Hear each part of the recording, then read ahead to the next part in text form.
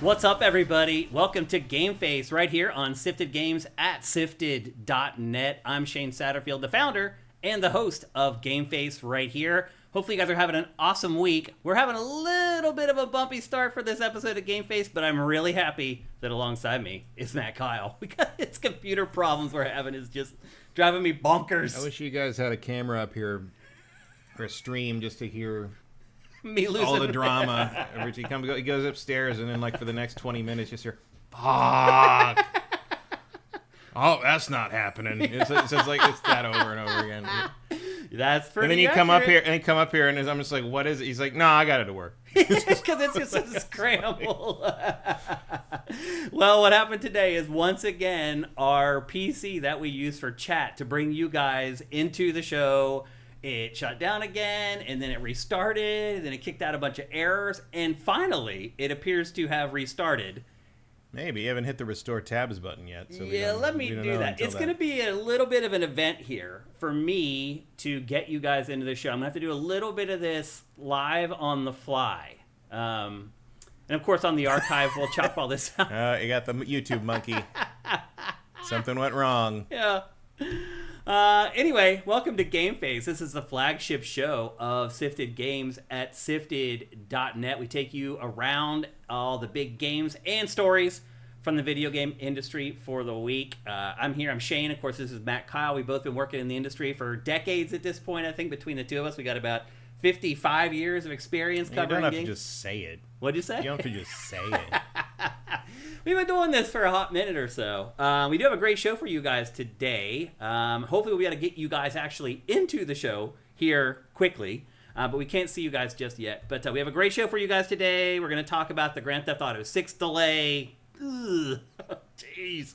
We're going to review Hyrule. I always have problems pronouncing Hyrule for some reason. Hyrule Warriors, Age of Imprisonment. We're going to review that today. I knew a kid in grade school who called it Hyrule. Oh, really? And we're like, that's definitely not how you pronounce that. Definitely and he not. Insisted, no, that's how you say it in Japanese. And we're like, we don't think so. And then the cartoon came on, and they said Hyrule, and you're like, okay, so yeah, shut up. Yeah. So we're going to review that. Hyrule. We're going to review Dispatch today, which is a small indie smash hit that's like kind of taking over the industry right now. We're going to evaluate the first 5 years. Today, roughly, is the 5-year anniversary of their launch of PS5 and Xbox Series X. So we're going to take a look back at the first half decade of those two platforms. And then finally, we're going to review Once Upon a Katamari, the first new Katamari game in like 12 or 13 years. Something like that. It's a long time. The game acknowledges it's been a while. It does, yeah. So we're going to review that today as well. We have an awesome lightning round news roundup for you guys today. We have an awesome show. Before we get going, I just want to remind everybody, and I'll just run the graphic very quickly here, that we are supported pretty much 100% at patreon.com/sifted. You're seeing it right there. For just $5 a month, you get all our content early. You get this show you're about to watch live for some of you. 3 days early, you get all our content at least 3 days early. Factor a week early. It's definitely worth it to join our Patreon as far as the time that you get exclusivity on our content. And if you don't have any money, just help us out with Twitch Prime. If you're watching this on YouTube right now, head down below.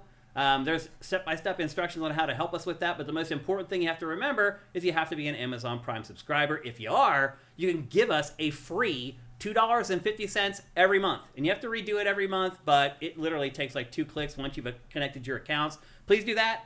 And if you can't do either of those things, it would be awesome if you could just like the show right now. If you comment on the show, any of that stuff all helps. Sharing it on social media. This is my favorite gaming podcast. You should watch it. All that kind of stuff makes a difference, and we'd appreciate it very, very much.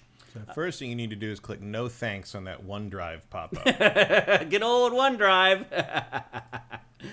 Yep, that's gone away. Let's see what else we got here. So this week is also 10 years ago. I worked on a show for a channel called Fusion that doesn't exist anymore. What was that again?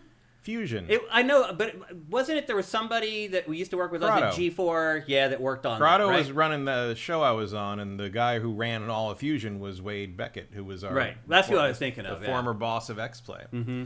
And so I was brought on because Corrado was doing a Star Wars show. And it was about Star Wars video games. It was originally going to be a Star Wars... Perfect fit for you. It was originally going to be about the top 10 greatest Star Wars games of all time. That's what they brought me on for, because I'm like, okay, you need someone to write about KOTOR. Yeah, let's do it. And then Lucasfilm changed their mind, decided they wanted to basically be a commercial for the new games coming out that year, because that was the year Force Awakens was coming out. Force Awakens is 10 years old this year. Wow. So we made it. We flew all around the world. We flew to Sweden to talk to the DICE guys and to talk to the DICE people, and went to Utah for the Disney Infinity people, and we went to Texas for the SWTOR people, who are all very nice, dressed up as their characters on camera. And then we got back, and Disney was like, no one is allowed to be in character costume without permission, so you can't use any of that. What? But luckily we had That's crazy. Luckily we had close-ups, so we just used close-ups for the whole thing. Yeah. You couldn't see they were in costumes. Wow. But the BioWare Austin people were pretty awesome. Yeah. At any rate, I thought we thought we put together a really good show. Like, it was very high quality. We used like a bunch of stuff. Like, Lucasfilm worked with us really well to like get a bunch of stuff we needed, and which is kind of surprising. Yeah, they were certainly accommodating, especially considering what they were going through at the time, trying to launch the first new Star Wars movie in 10 years. Yeah. All the stuff, all the Battlefront stuff, all the etc. And we put it together. It was all super. It looked really great. I thought, I still think it looks pretty good. Like, it's very high HD for the time. It was, doing it in 2K was kind of a big deal. Yeah, that is a big deal. And it was going to air November 14th, and the day before were the Paris terror attacks. Oh, jeez. And Disney's policy is that when something like that happens, they shut down all promotion and PR. That makes sense. So there were no commercials and no promotion done for the show, and nobody saw it. That's production in a nutshell. That is production, boys and girls. That's what working in television and film is. Yeah, a lot of times you work really hard for nothing. Yeah, because I started in August, and it aired in November, so that was a lot of. That was months. We worked months on that, and that's what happened. It aired that one time, and that because it was just about the games coming out that year. It was about the Disney Infinity Star Wars stuff and Battlefront, the new Battlefront, and the new expansion for SWTOR. Yeah. Because they were doing that first new expansion with like the far reaches with the guys with the big fuck off beard. Yeah. And like those like the weird Force users that weren't Jedi or Sith. They were expanding into that. Yeah. So you can't really. That's not an evergreen show. You can't just like rerun that every Christmas. It doesn't work. So that's it. Just went. It lives on YouTube somewhere. Like, you can probably find it. Yeah. But, like, you do a lot of that in production. Like, sometimes you'll set up an elaborate shoot, book everything, and it just all falls through. We shot at Disneyland. Oh, wow, that's a big deal. And we brought in a YouTube guy whose name I can't remember, who was a big Minecraft guy at the time. The thinking was it was gonna, like, his millions of followers would it did not. Never works. No, that never has happened. And I brought in Jennifer Landa, who had done some Star Wars like cosplay stuff that I thought was good on like YouTube and things, and hosted a couple things. And she came and hosted and was really good. And she's gone on to do official Star Wars stuff and all this. Oh. So she's a giant Star Wars super fan, and was really good at hosting anyway. So I'm like, let's get her, because I don't know about the YouTube guy, but I know she can host a show. So, and sure enough, that was, basically, she kind of taught him how to host. Like, it was a pretty good thing. So I came up with a bright idea shooting at Disneyland, which we did. And it was crazy. Like, you can always say you did that. Yeah, I can always say I did. We shot behind the scenes at Disneyland. It was. I mean, Disneyland was very accommodating. Like, they handled us very well. But it was like nothing I'd ever done before. It was so crazy. It was so weird and so controlled. And we got what was her name? Ashley. The voice of Ahsoka, she did some stuff with us for that. It was a lot of. It really was like I've suddenly got access to all this Star Wars stuff, and like I'm like, what if we did this? And like, sure. And like, so it was a lot of cool stuff, and then it just nobody saw it. I can't tell you how many segments I produced, things I shot that just never saw the light of day. The good news is that the editor on that was this guy, Brian, who I worked at G4, worked at E, but I'd never really talked to him before, but we became really good friends over our Star Wars nerddom. And I started going to his movie nights, and he directed my first 2 short films eventually. That's awesome. So we got a lot of good stuff out of it. That's how it's supposed to work. There you go. Also, I think, let me just check here. Yes. There it is. It's a little off-center. Ashley Epstein. That was her name. Ashley Epstein. That's right. Let me get this stuff lined up a little bit better for you guys here. She was a lot of fun. At one point, I was talking. Me and one of the production assistants were talking to her about like a couple episodes of Clone Wars, and she looks up and goes, "Oh, you guys are fans." And I'm like, "Yeah. You're definitely talking to the right people." We didn't find you on a list. We knew who we wanted for this one. So she was very, very sweet about it. Christian Valaga G633. Thank you for being a member for 21 months over on YouTube. Thank you, man. Really appreciate that. On YouTube, wow. Yeah, that's awesome. Thank you. Let's check in with the people over on Twitch here. Again, I'm sorry. I couldn't even send out the usual emails today to tell people that the show was live because our PC was completely down. So I won't be surprised if we have much smaller audience today for the live show. That's totally okay, though. Whatever it takes. Next to Chua says, all that is Matt's villain origin story. No, that villain origin story goes... She knows that villain origin story goes way back further than that. Thank you, Ian Esquire, for helping the hype train. That's awesome, Although, man. like Star Wars, it does involve fathers. Yeah. That's pretty good. Let's see what else we got here. Yeah, Skyrim's 14. Yeah, that's insane. The funny part is, it's in the rundown today. Yeah, Skyrim is in our rundown today. I'm not going to say where, but it's in there. Skyrim's going to high school. It's insane. Glen Rock, thank you for Twitch Prime. Appreciate that. Andy T. Monahan, thank you for subscribing at Tier 1. Odin 5, thank you for Twitch Prime. Odin 5, I have not seen you on Sifted in a long time, brother. I see a lot of you guys in our live show. I never see you guys on Sifted anymore. You guys never come by the site and like hang out. Like when I go through, like sound like an Italian mother. Seriously, you never come home anymore. You never visit. I cook the pasta. You do not come over. But Twitch gives us a list of all the people who subscribe with Twitch Prime. That's how we create the crawl that goes along the bottom of Pactor Factor. They give us a list of everybody that does it. I see so many names on that list that are still giving us Twitch Prime, which is awesome. Thank you. But I never see you guys on the site anymore. Why did you guys leave? Come on back, man. We're there. We're still having a good time. We're still talking about games like adults. Come on back. Talica 1981, thank you for Twitch Prime. Eric Cartman, it's fresh haircut. Yep, had to do it. Yep, once every 6 weeks I get my haircut. In fact, I just have a schedule set up with Floyd's. I don't. I gotta go back because I usually do go to Floyd's, but the one on Melrose that I used to go to because I like this one person there, who doesn't give me any shit. Yeah, basically. Let you just sit there and. No, we talk the whole time. Oh, okay. But that's kind of the thing is like a hair person that I get along with and could talk movies and nerd stuff with. Like she's pretty cool. Yeah. And but the Melrose one like caught fire in May. Oh, I didn't know that. Actually, there was a fire on just the roof basically. Mm-hmm. It was the main fire was just on the same block. And it burned, and it's still closed. Jeez. And like none of the people that work there, it says like the people that work there were like sent out to other Floyd's locations, but I've looked all through the booking things and none of the people I usually go to. So I'm like, oh, I'll wait till I'm like, maybe I guess I just need to bite the bullet and go to West Hollywood at this point. It is hard to find somebody that you trust to cut your hair. It is getting shaggy out here. That's why I just have I have the girl that she just, as soon as I'm done, schedules me for 6 weeks later. And it's just like clockwork. Usually that's what it would be, but yeah, it's all the fire.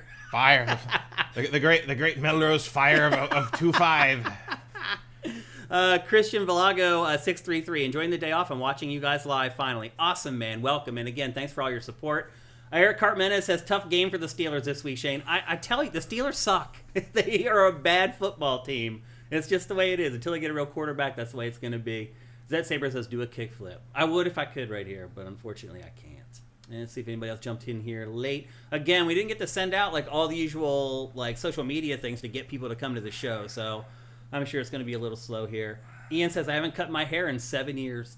The longest I ever went without cutting my hair, I think, was 3 years. And it got down to, like, here, I think. Yeah, the longest I ever went without cutting my hair was the during COVID. Yeah. So I think a lot of people were like that. I think that must have been a little over a year, maybe like a year and 3 months. Yeah. It was down on my shoulder. It was long. Yeah, I remember. It was way down. Yeah, it grew real fast, for sure. My hair grows very fast. Every time I go, like, something like the hair people are like even the people like she's like, when was the last time you were here? I'm like 3 months ago. She's like, your hair's too long for it to have been 3 months. I'm like, look at the fucking calendar. Like, it just grows really fast. Do you take vitamins? No, I do. You don't take vitamins, like a multivitamin really. or anything? No. Sometimes when I remember, sometimes if I don't feel good, I'm like, I guess I'll have a multivitamin. I try to fix it. I hear you. No, my hair has always grown very fast. Oh, Okay. Well, we got the chat hooked up somehow, some way. It always seems to work out some way, Matt. I don't know. It's like the gods are just like, we're going to fix that PC and it's going to work right away. Jeffrey Rush said in Shakespeare in Love. Yeah. I don't know. It's a mystery. Yeah. Okay. Well, we're about ready to talk about is that the second or third delay of Grand Theft Auto 6? Second, I guess. This is the second. They never really gave there was us... no actual date before that. Yeah. It doesn't count until there's a date. Yeah, it's true. So anyway, we're about to talk about the second real delay of Grand Theft Auto 6. But before we do that, here's a word from our sponsor, LS Cream. It's LS Cream, the fine cream liqueur crafted by fellow gamer and sifter Stevens Charles. Inspired by the Haitian drink crémasse, LS Cream delivers an award-winning experience with every single pour. One sip and you'll see why. It's a party favorite. The silky blend of fresh cream and premium neutral grain spirits mixes great with everything. I dare you to put a shot in your coffee. I've been drinking it for years and still, I find new combinations that taste incredible. LS Cream is the kind of drink that keeps surprising you thanks to its notes of vanilla, cinnamon, nutmeg, and coconut. Take it to any gathering and watch it steal the spotlight. We've never seen anyone resist. Ready to join the fan club? Head to creamls.com/sifted for recipes, retailers, and online orders. That's creamls.com/sifted. All right, so we're getting down to it, people. You've only got, I don't know, one thing I just realized, Matt, is we only have like 4 episodes of GameFace left for 2025. So I did get my flights home for the holidays. I leave on the 18th, and I get back on the 30th. So our last show will be, I think, on like the 15th or the 16th or something like that. So we have like 4 episodes left of GameFace for the year. And one of them is going to be our Game of the Year episode. So we really have like 3 normal, if there's such a thing with GameFace, episodes of GameFace for the rest of the year. And this is also a reminder that because of that, you're going to run out of reminders from us to join the LS Cream 5K challenge, where you can create your own drink using LS Cream, upload a picture on Instagram, and win $5,000 USD. There's a couple hoops you got to jump through to make sure that you do everything right. Go to creamls.com/sifted. Make sure you sign up there for the website, and then find the contest forms for the LS Cream 5K challenge. They're easy to find. They're right there front and center. You have to fill out those forms. Make sure you do it, because if you don't and you win, you won't get the prizing. It's all legal mumbo jumbo. You have to do it, unfortunately. Once you've done that stuff, get yourself a bottle of LS Cream. Make an awesome drink. It will be easy, I promise you. Take a cool picture of it. Don't just put your drink down on a table with a dirty ashtray next to it and take a picture. Like, set it up with the bottle next to it. You know, maybe use the portrait thing on your phone so it's real sharp and the background's blurry. Just giving you some pointers here. Try to make your photo look nice. Post it to Instagram. Make sure you tag 3 of your friends.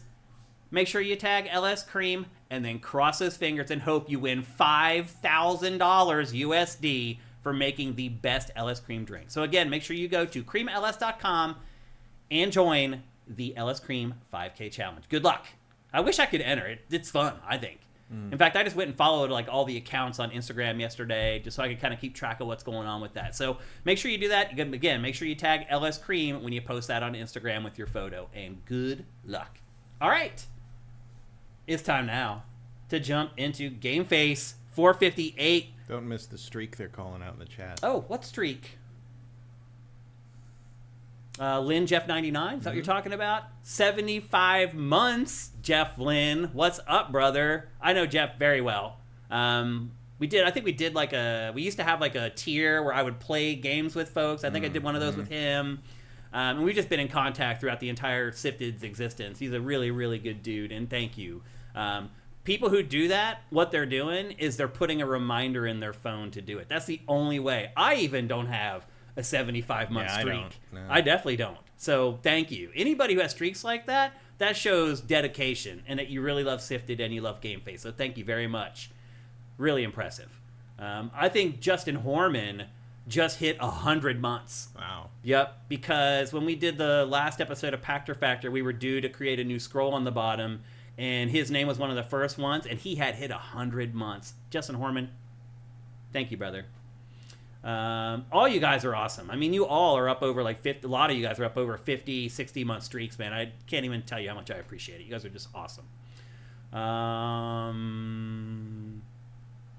Mitchell Ness says you need to bring up the Twitch Stream Manager page so you don't miss subs. Yeah, We're lucky this page comes up on this computer. This PC that we're using is really old, and like we've tried to use it for like OBS and stuff like that, and it literally just craps to bed. It just can't hang. Like OBS, like Streamlabs OBS, is like a huge resource hog. All those tools are huge resource hogs. So I'm going to take this PC home soon, maybe over the holiday break, and just give it a good, like, I'll probably format it and try to get it up to speed again. Right now, we're just doing the best we can to get through the end of the year. So, what is this thing, the pin things? Vincent's trying to tell you the subs you missed. Okay. Ivan Yagami, thank you. Thank you for doing this, Vincent, by the way. Mitchell Ness, thank you. Justin Horman, thank you. Cinetite, thank you. And A Million Miles Away, thank you. And again, Vincent, thanks for putting that up there, man. Appreciate it, brother. Okay, now I think we're ready to get on with GameFace 458. Undoubtedly, the biggest story in the games industry this week was, once again, Grand Theft Auto 6 has been delayed. Its prior release date was, May 26th, I believe, and now it's moved to November 19th. So a healthy 6-month delay. We got the usual excuses from Rockstar. We want to make sure it's polished to be the best game that it can be. Basically the same thing you hear from any developer or publisher anytime any game is delayed. Particularly with a game like this, you really need a lot of time to polish. Like, I saw yesterday that word on the street is that the game is feature complete.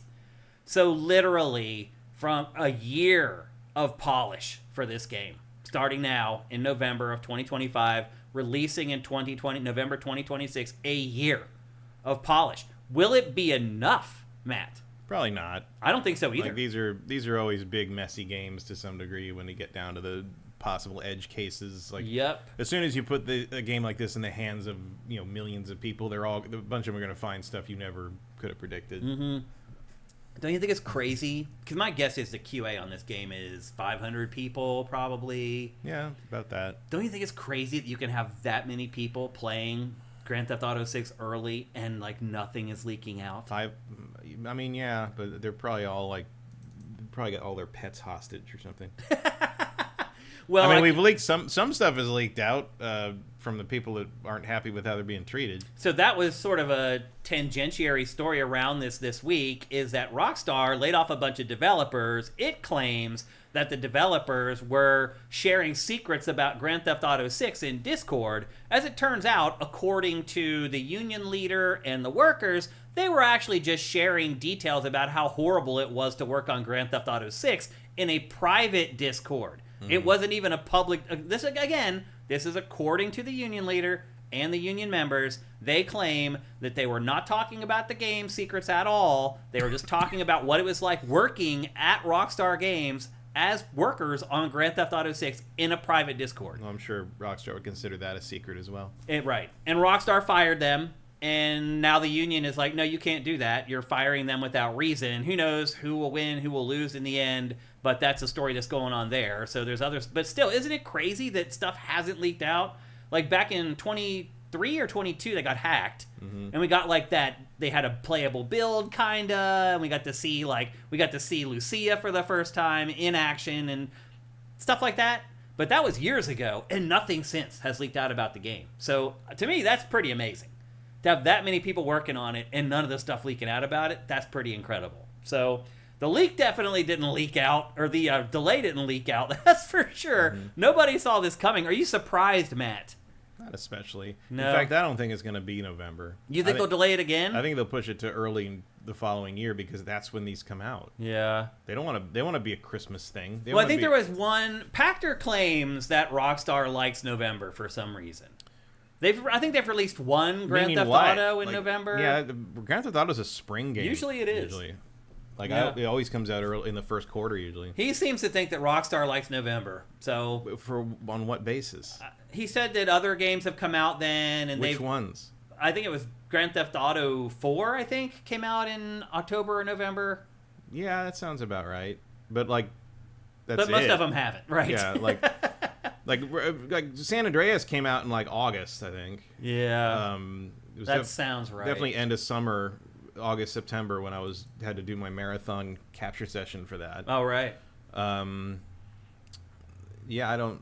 I mean, there's not a huge pattern, but like I want to say 5 came out in the early months. I think it did. Yeah. I seem to remember it being winter when that happened. Mm-hmm. Yeah, I think you've still got the fiscal year to push it through, so I think it'll slip again. So Pachter said that if it does come out in November, it will still technically be in the same financial period for Take-Two as if it came out in May. Yeah. The way that they've staggered their financial periods. And it will still be if it comes out in March. Yeah, maybe.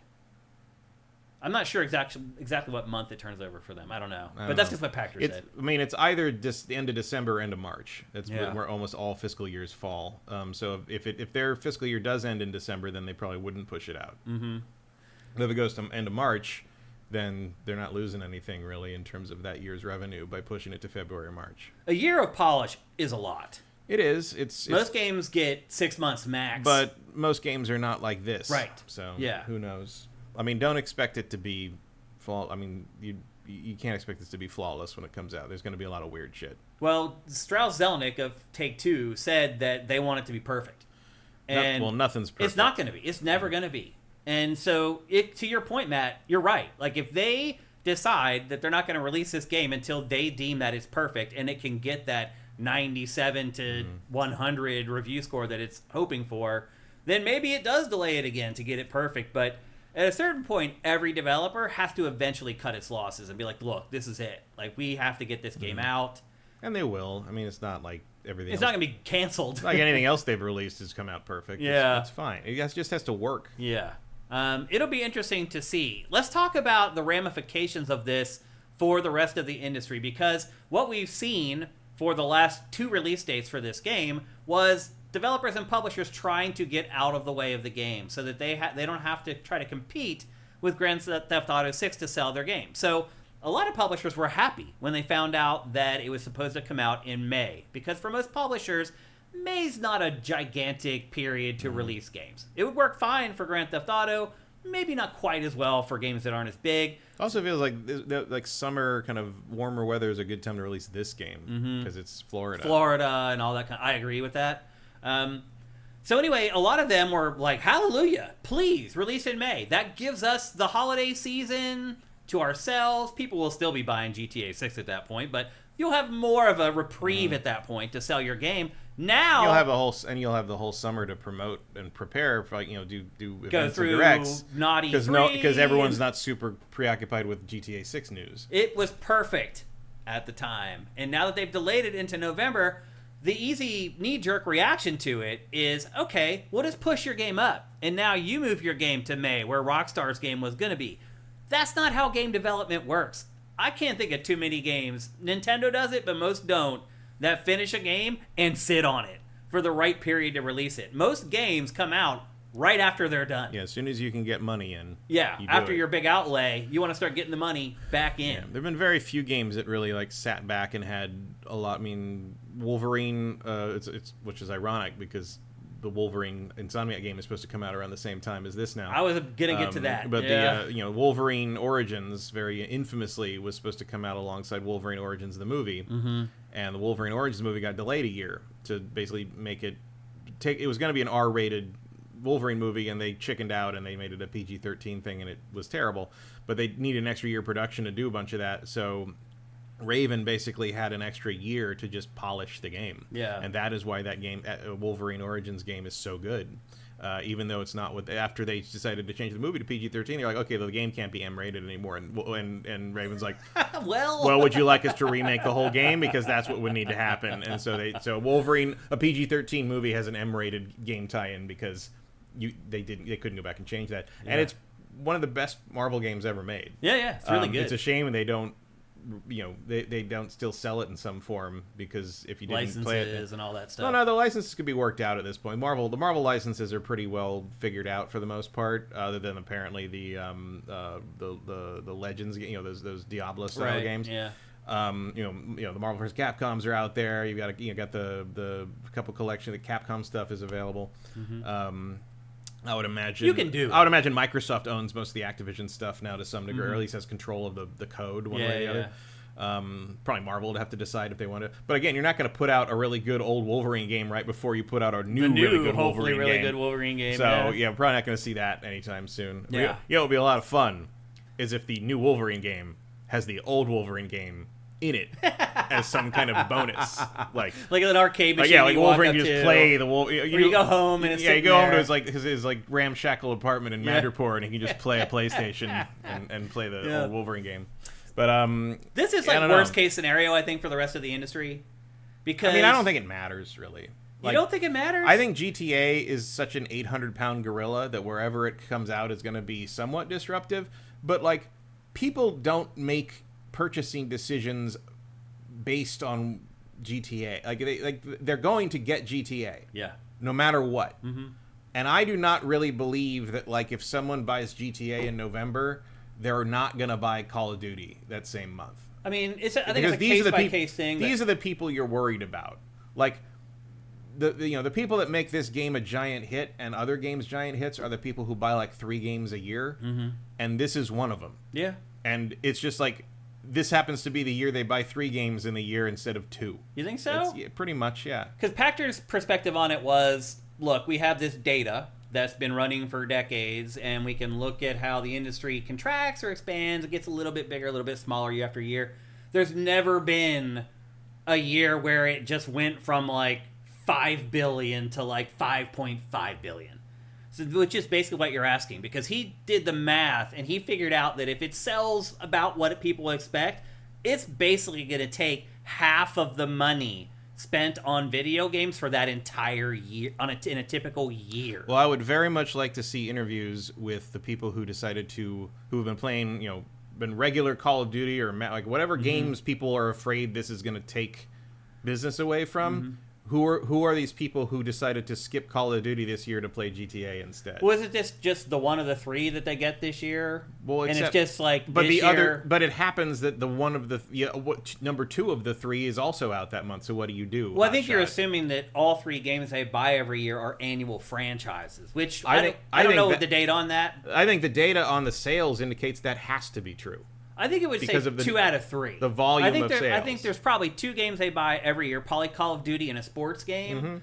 And then I think there's probably 1 game that they buy that's just like the hot thing that year that everybody's talking about and all their buddies are playing. I think most of those people just buy those 2 for the most part. I think it's very rare that they branch out to a 3rd game. Well, I think that 3rd game is generally GTA. It could be or Red Dead. If there's going to be one, I think if you want to eyeball that data, look at the breakaway hit that isn't Call of Duty or the individual sports game that year. That's the 3rd game that those people bought. Yeah, that is typically how it works. And but I think they're always buying 3 games. I don't think it's like they usually buy 3. Now at GTA they'll buy 4. I think GTA will be that 3rd game. Right. No, I think usually they buy 2.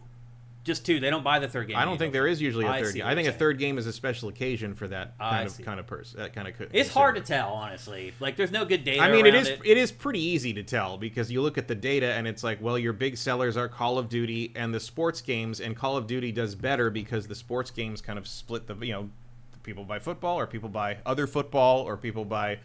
But there's usually they don't really buy anything else, game that's not those that sells like 10, 15 million units every year. And they are a part of that. They have to be to get to that number. But not every time. Not every time. And often not really. Like big hits can be 4 million if they're exclusive. Like Last of Us is an exception for the most part. And sometimes you get down. I mean, that's also not even factoring in the free-to-play games that have millions of people that play them and we don't have sales for them because they don't have to buy them.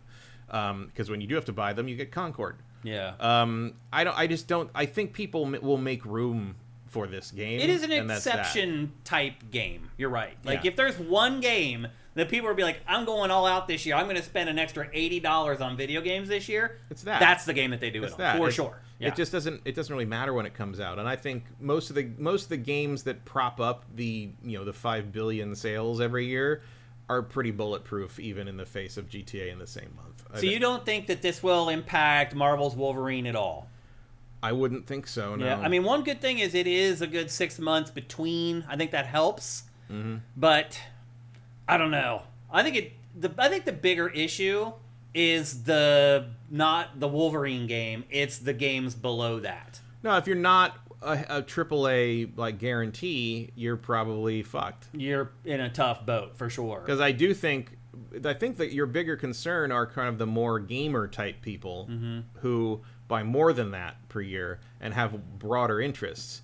Because these are the people, they're still interested in your game. They still want to play your game, but they are pretty comfortable saying like, I'm going to get GTA when it comes out because that is the biggest thing to come out in 10 years or whatever. This is one of the things that's going to define the gaming zeitgeist. I like that. The gaming zeitgeist for the next year or 10. Yeah. So you want to be in on that because people don't want to be spoiled on it. You want to experience it all, as along with everybody else. It's kind of one of those moments, And they're entirely comfortable picking your game up like 4 or 5 months from now. Yeah. And, I think they may have to be happy about and that's that, a problem though. for your bottom line, especially if that 4 to 5 months from now falls outside of your fiscal year revenue. So, and especially if you're making $40 on that game rather than 60 or 70 or 80. So I can understand why they're concerned about it, because I think what are their options? I think It's in either general, that- if you do have the people that buy 2 games a year and maybe sometimes get a third, I think that third is generally sprinkled out across a lot of different games. And this year it's just going to be GTA. One. So a lot of like tertiary and secondary games are going to lose that sale. That's what I'm thinking. So games that are maybe niche concepts, niche ideas, you're kind of faced with 2 options. Put out your game in Q4. Like if I've got the next Claire Obscure, I'm real fucking concerned. I'm scared. Right now. Yeah. I'm probably pushing to March, and then when GTA slips to March, you're like, this keeps following us. But see, that's the problem, right? Is if you're a game that you can't count on doing 10 million, 50 million sales, you're counting on the holiday season where everybody's spending money to get that little bump. And if that little bump is wiped out by GTA 6 by people who are buying a console and the game over the holidays, then you're either like, okay, we have to deal with lower sales, or we push it into Q1 of the next year where people don't have as much disposable income to buy your game. So then it's kind of like a lose-lose. But then you can be screwed if GTA slips to Q1. Right. If I were them, I'd be really nervous about that is Capcom, because they're probably putting out that Resident Evil 0 remake or in whatever. February. Capcom always puts out a big game in February or March without fail. And if GTA's around that, I could see people waiting for GTA and not getting one, especially in the wake of Monster Hunter's backlash. Yep. It would probably be Resident Evil 0 remake. And Imagine- that's the other thing is like, I don't know a world where someone chooses Resident Evil 0 over GTA 6. Like, No. like I'm any curious. game, really. I'm curious. I mean, there's games I would definitely Not a pick lot, over. though. Not a ton. I mean, but like more out of, again, so much of what I would do in that regard is skewed by being on this show. Right. Like, I would probably pick up GTA 6 around launch no matter what. But like, if something I wanted to play more than it came out, I'd be fine ignoring it for a while. Me too. Yeah. But it's like I can't do that. Yeah, that's not the way it works here. Yeah. It's not like, again, like I said last week. My FOMO has definitely dwindled. I'm not over time. super like excited about this game. Like I assume it's going to be just more GTA, and maybe it'll be better because Dan Houser is not writing it. Maybe it won't be. Like I don't Maybe know. worse. Like I could go either way very easily. Like I'm not saying finally we got rid of that guy. Like, I'm saying What gets me hyped though more than the trailers and stuff? These screenshots. Well, yeah, I mean, I'm certainly excited to drive around through it. Because it just shows you the breadth of the game. But it's a lot to pay $80 to drive through virtual Florida, right? Yeah. I mean, it looks amazing, sure, but It it's really like, does, but yeah. I'm like still sitting here thinking like, is this just gonna be the same it's stuff so, with better yeah, graphics? It's like, am I gonna just have to get out and eat a burger and get back I feel in like the car? it needs to do more than that. Is my gun constantly gonna end up in the trunk of the fucking car because that's a Rockstar trademark after Red Dead now? Like, I don't know. Like, like I wonder if there's gonna be something to do in this game other than the usual GTA shit. Drive around, cause havoc, and listen Stop, to look in a radio restaurant, stations. buy a shirt. You know, like you know where I could do that? Florida. Yeah. Like, I think the other problem, too, is that San Andreas had so much really cool stuff in it that they took out for future games. It's like... It is so weird that they're not... Still not feature complete. I know. With San Andreas. San Andreas is still the best one for my money. I think it is. Like, it's definitely the most feature-rich. And granted, I'm a little biased because it takes place right in like the middle of my teenage years. So like, it's all the music I liked. It's the the gangster culture is even part of it. In California. The inescapable landscape, both in California and just in general. Yeah. Like hip hop coming into like the mainstream, like all that stuff. All it was drawing from Boys in the Hood and all New Jack City and all those things. And it's all just sort of like, I'm not saying like Compton gangsta culture is like a comfort food for me. But it kind of is. But I'm just saying, like, I remember all that, and it captures that really I can well. go to sleep listening to The Chronic. Yeah. Which is like, wouldn't you love to go back in time and tell Dre and Snoop that? It's just like, yeah, one day I'm going to use The Chronic as, like, lullaby music. It's like, and there's like, all right. You know. Well, now Snoop is like the biggest freaking sellout, man. Yeah, I mean, I can't even believe what he's become. Oh, It yeah, is so sad. Young Snoop D-O-double-G would not be happy super with thrilled geriatric with, Snoop D-O-double-G. with Daddy Snoop. No, definitely not. So anyway, I think it's a lose-lose. But you know what? Maybe young Snoop would just be happy he was alive. Right, or he's as rich as he is. Yeah, oh yeah. Honestly. Both those things, I Yeah, think. exactly. So I think it's kind of a lose-lose for the rest of the industry. I don't know how you manage this if you're a publisher with a game that's good but not quite GTA I mean, it's sort 6. of like the Silk Song thing, right? It's got to come out sometime. Yeah. Like, you got to bite the bullet and do it. And, like, these, you know, they can put it out whenever the fuck they want to put it out. Yeah. Like, that's their, you know, nobody has to consider It's not going to affect their sales at all. They're the ones who are in the catbird seat. They can do pretty much whatever they want. It's the rest of the industry that has to scramble around and try to compensate for the decisions that Take-Two and Rockstar are making. And it's not Take-Two or Rockstar's job to make sure everybody else is happy either. And at a certain point, like, again, the consequences come down to what the shareholders think about all these. And, like, for at least, like, even halfway competent or savvy shareholders, you go to them and be like, what happened here? GTA came out. Mm-hmm. Like what else do you want to tell anybody? Yeah. It's like, you know, at least... Remember, you sold your stock when it was delayed. Right. Exactly. And at least, like, you know, at least in the movies, like, you know when Avatar's coming out. Yeah. Like, Avatar's coming out in December. Avatar's coming out in, like, 4 weeks. Like, we know where that is. They're not going to slide that to March. Yeah. Like, you can plan around that. Every once in a while, movies get delayed. Sometimes, but it's very rare. And Yeah. it's very rare that it's one that you need to worry about. Like, yeah, Mortal Kombat got pushed to May. No one really panicked about that one. Like, that does mean that they are more confident in it. Yeah. It's a good sign for the Mortal Kombat movie. But you're not going to, like, move your Marvel movie away from, you know, like, they picked a weekend where they don't have any competition. Yeah.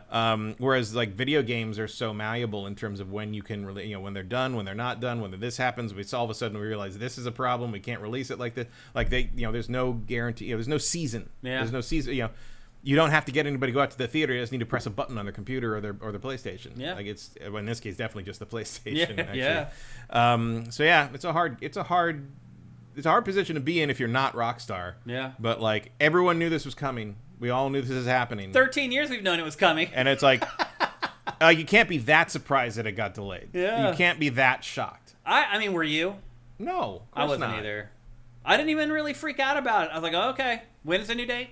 Oh, 19, Yeah. 6 months. That's pretty long. All I thought was, like, well, at least the Fantasy League draft became interesting again. That's right. Do you want? I mean, you probably can't not draft it, but it might slip again. You're already putting me in a crappy position for this. I didn't do it. Rockstar did it.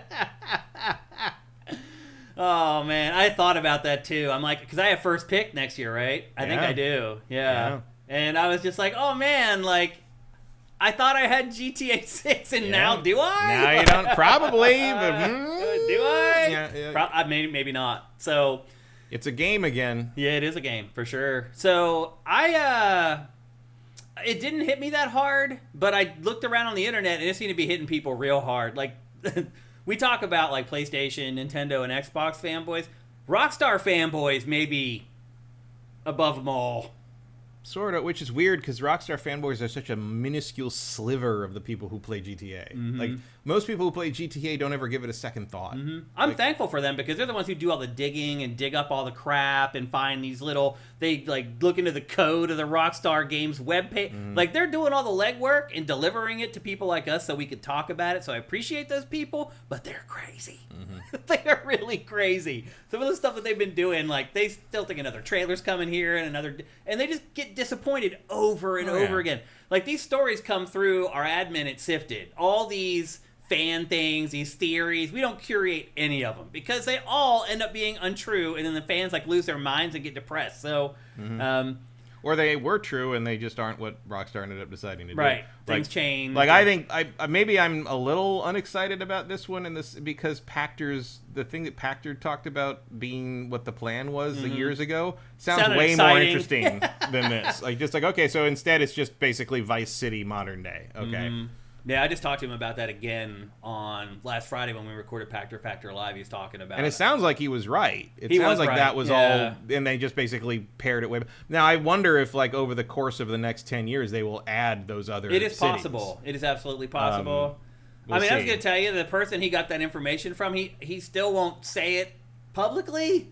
He got really close recording on Friday, but I'm just telling you, there's only 2 people that would be more qualified to tell him that than the person who told him that. That's all I'm going to say. And you probably know who those 2 people are. So his information was very reliable. I never would have ran it in Factor or here unless I trusted it 1,000,000,000%. So it was definitely the plan at a certain point to have multiple territories in Grand Theft Auto. They got to like year 7 or 8 of development and were like, what are we doing? And then they called it down. It could still be an option. Because again, we're not going to see Grand Theft Auto 7. I may not be alive for Grand Theft Auto 7. They're definitely going to be alive for Elder Scrolls 7. I definitely won't be alive for Grand Theft Auto 8. Probably Unless not. things change drastically with how they're doing stuff. I don't know. I think things probably will change drastically. I think you're gonna, especially if the unionization goes through, you're not gonna be able to make things like that anymore. Yeah, you're right. You're gonna have to treat people like human beings. Yeah, you're gonna have to scale it back a little bit. Things are gonna look a little more like GTA 4. Yeah, which And that's okay. that's fine. That's a great Yeah. game. Yeah, let's check in with you guys and see what y'all are saying about this delay. Over on YouTube, the Legacy says Elden Ring was that 3rd game purchase the year it came out. Yeah, which I don't think Nobody anybody guessed really that. predicted. You never know what's gonna be. I mean, again, Predator Badlands Yeah. beat all the odds this weekend. It was predicted to make 25 million, made 40 million. Yeah. That's huge. That's That the biggest is. opening in the franchise's history. That's crazy. Good for Dan Trachtenberg, as I've said. I used to play D&D with him. Back That's awesome. like 20 years ago. Wow. We called ourselves Team Awesome. Wow. We had a D&D group at the old G4 office. It was me and Casey Schreiner, and it was all the Totally Rad Show guys before they started Totally Rad Show. Yeah. And a couple other G4 people, and we played D&D 3.5 edition for like years. And then Wow. like when D&D 4th edition came out, none of us really liked it, and we moved to the E building. And it was a lot hard because of the old G4 building. You remember, like, you could just wander in the weekend whenever you. Yeah, and we would just it go was in just and use open, the big conference room, and we just played D&D in the conference room all Saturday. Yeah. And like E wouldn't let you do that, so we had nowhere to really go. That sucks. And not and surprising. he just but that started, and like sucks. like Dan was starting to work on 10 Clover, what would become 10 Cloverfield Lane, and Alex and Jeff Canada Alex Albrecht and Jeff Canada were busy with like the Totally Rad Show stuff and expanding that out, and like it just we were busy with the day. I think that was when the show Expo was going daily. Just was no time and energy for that. Yeah. So we drifted away, but I still see them sometimes. But like Dan fucking blew it Blew all up. Like it's crazy. give that like man because of Dan Trachtenberg, there are more good Predator movies than there are good Alien movies. What the fuck kind of world do we live in? So here we are. Predator Badlands. I just saw it 2 days ago. Finally, I will say this. You pause. That's not a good sign. No, it's a good sign in the sense that you got to say something. Yeah. Like you obviously because of my golden age of sci-fi rule is 12 Yeah. because of whatever you see when you're 12 is the best awesome. thing. Yeah. Badlands is the best Predator movie. Wow. It's better. It's a better film than the original Predator. That's the original great. Predator is phenomenal. Every single line of Predator Matters. 1 is quotable. Yeah. Every single one. Like you like the most throwaway lines of Predator 1 you can quote, and someone's like Predator. Like Yeah. everyone knows every single line in that movie. Not a wasted word. Yeah. And the whole cast is incredible. The whole thing, like what an idea. But Badlands, there's a lot more going on. Again, it's not like going to be an Oscar contender. Yeah. But like. It's got stuff going on. It takes the word. The first time the name of the predator species is ever said out loud in a film. It's been around for 30 years. Yeah, in yeah. expanded material. The Yautja are finally mentioned by name. Elle Fanning is fantastic. Like she anchors the whole thing. It's really, really good. And one of the very, very, very few live action movies ever made with no human characters in it. There's no humans. There in are it no at all? humans in it. They're all synths. Wow. Like any actors in it are playing androids. Yeah. So there are no humans in the entire movie. Wow, that's crazy. And I was trying to think of another live action movie you can say that about. I couldn't really come up with much. Yeah. That doesn't happen very often. No, it's true. And it's a Yeah. bold thing. Last thing I will say about Dan Trachtenberg's directing style that I love in all 3 of his Predator movies, the man is not afraid to let the movie tell the story visually. Like there's whole stretches in all his Predator movies where nobody says anything. That's fine. And like That's okay. I miss that. Yeah. I miss when directors had the confidence to be like, I'm going to let the visual medium tell you the a story visually. Yeah. Because you know what? Video games never forgot that. Yeah, you're right. Yep, that's true. JIFR, what are both your favorite GTA games over on YouTube? What's your favorite, Matt? What do you Favorite GTA game? Oh, I already said San Andreas. San Andreas. It's easily San Andreas. Yeah, it's either that or 4 for me.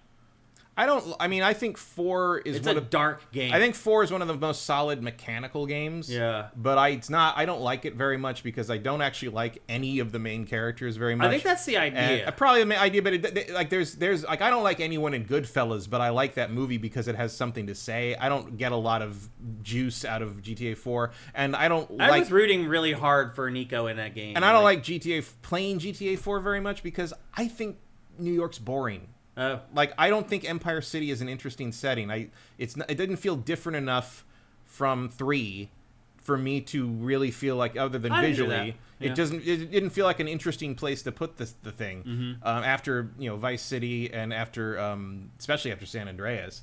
And running around New York with all its grids and everything, we're just sort of okay, like, great, like same thing over and over again. And that was where the game pulled, 4 pulled back from where San Andreas was in terms of interactivity. Yeah, I think San Andreas is the better game. Yeah. But as far as which one I like more, I think I enjoyed 4 more. Also, it was kind of like it finally sort of settled on these are the systems, these are the mechanics that are going to be in GTA. Yeah, which is unfortunate because they pared cut it a so bunch back. Out. Yeah, like I think the ones I have had the most fun playing have been San Andreas and 5, probably like 5. I also enjoyed 5 a lot. I don't think 5. Again, I think 5 also suffers from the world being kind of sterile in terms of things to do. Yeah, but I did like. It's way more lighthearted than 4. It is more lighthearted. I think they nailed LA. Like I said, you can smell where you are. Something. I mean, there's the quality of the light in that game captures what it's like to sit in traffic, like in LA, really well. I like the characters, like Trevor's how people play GTA. Normally, Michael is how they want you to play GTA. Yeah, and Franklin is like what people think GTA is. Well, I think Franklin's there for the San Andreas folks. A little bit for the San Andreas. Franklin's also the only sane man in the room. You're right. Like the purpose of him is to look at Michael and Trevor and be like, "What the hell is wrong with you people?" Yeah, no, you're but right. he's getting sucked into it. Yeah, and that kind of part of his arc sort of vanishes. It does. Like it's a very unsatisfying story, but in general, it's probably the best depiction of LA in the history of video games. Yeah. And like easily. Yeah. And I do really like, for whatever reason, and I don't know how well that would work. More so than Dead Island 2. Oh, sure. I don't know how well it would work outside of GTA 5, but I love the mechanic of switching between them, and it pulls out to the full map and it jumps back down to, because it really emphasizes how big Los Angeles is. Yeah, it does. And like the idea that all these people that know each other and all these doing completely different things, completely different places that you wouldn't even know were in the same city if you didn't already know where you were. Yeah. And like, I don't know if you get that same effect in like New York or something.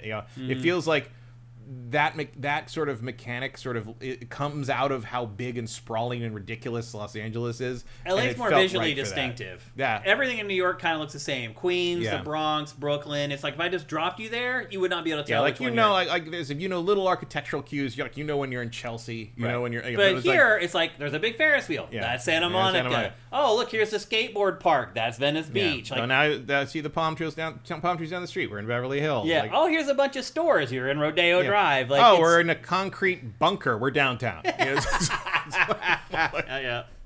So anyway, there's our answer for our favorite GTA games. Blitches. And actually, I would also give an honorable mention to Chinatown Wars. Yeah, I thought it's that underrated. was pretty good. Yeah, I agree. Blitches says, I'll take Resident Evil over GTA because RE will release on PC and GTA won't. That's true. Well, GTA will eventually release on PC. It's not going to happen right away. Vortex Complex says midlife crisis Michael. Yeah. I think older adults related with Michael. Somewhat. Like when I think about Michael in GTA 5, I think about the yoga mini games. Yeah. Like that to me defines his like he's taking like half-hearted yoga lessons from the guy who's fucking his wife. Yeah. Like that's LA. In front of like that. Yeah, that is what I think of when I think of the people who live in those houses in LA. Andy T. Monahan says, I finished the story, then never touch it again. I'm pretty much that way, too. Like, I'm not the person who goes back and, like, plays it like it's a toy. Because a lot of people, GTA, they may not even play through the campaign at all. They just get it to just go in and just mess around and blow stuff up. And actually, that's a good point. Like, like GTA, like probably the best modern post San Andreas GTA thing is the Ballad of Gay Tony. Mm-hmm. Like the DLC on 4 was way better than the main game of 4. I thought. Well, I guess you heard. Yeah, we talked about last week about how there was going to be DLC for 5. I'm sure. Yeah, I'm sure. Yeah, that would have been nice. Yep. I miss Dazzle's 369. I miss being able to crash through the windscreen in GTA 4. GTA 5 is such a downgrade. Yeah. They did take that stuff out, little like details like that, which is kind of weird, honestly, that they would. Yeah, it's weird. Like I don't know why they do that. This mouse just stopped working. Did it? It won't move the mouse. The cursor won't move. Maybe the PC just totally locked up. Who knows? It's possible. Yep. So anyway, there you go. Grand Theft Auto 6 has been delayed until November 19th of next year. So we have a full year to keep talking about Grand Theft Auto 6. To be fair, we don't really talk about it that much. Yeah. Like, we wait till there's nothing to news. Say. Like, but there are other podcasts where they manage to try to find any way to talk about Grand Theft Auto 6 because it's easily the most popular game in the industry, and if you're using hashtags and all that kind of stuff, it will draw people to your content. But we tend to only talk about it when there's something worth talking about, usually. And sadly, this is one of those cases because it's been delayed another 6 months into the end of 2026. There's a good chance there won't really be much to talk about until like next September. No, you're right. I mean, again, the crazy GTA fans are all freaking out, thinking that a trailer's coming soon and blah, blah, blah. I was kind of surprised that Rockstar didn't put out a trailer to soften the blow of the delay. Rockstar does not care. But it doesn't. It does. It DGAF. It does not give an F about anything. They might, like, at best, we might get a new trailer on May 26th. No, seriously. As like a, hey, in memoriam. Don't forget. Yeah. When this date meant something to you. Here's a Memorial Day tribute to our former release date. Yep. All right. Well, there you go. That is the delay of Grand Theft Auto 6. I think our PC just unpaused miraculously. Yeah, the cursor I saw moved, it move. but now it's thinking But now it's again. stuck again. Whatever. That computer's not that old. I don't know. It's really not. It's bizarre. I think it's just Windows got it borked somehow with the various updates that it had. I don't know. I blame OneDrive. That could be. With no it really evidence. could be something that's stupid. Yep. All right, let's move on. We're going to talk next about the biggest release of this week. Although if you're not a Switch 2 owner, you may disagree with that. And I think at this point, there's not a lot of those out there. So, yeah, maybe this... Well, also, like, what was the biggest release of the week if not this? Yeah. Nothing else really came out this week. No. So, yeah, I'm being honest. It's the biggest release of the week, and that is, and I'll try to pronounce it correctly this time, Hyrule Warriors Age of Imprisonment.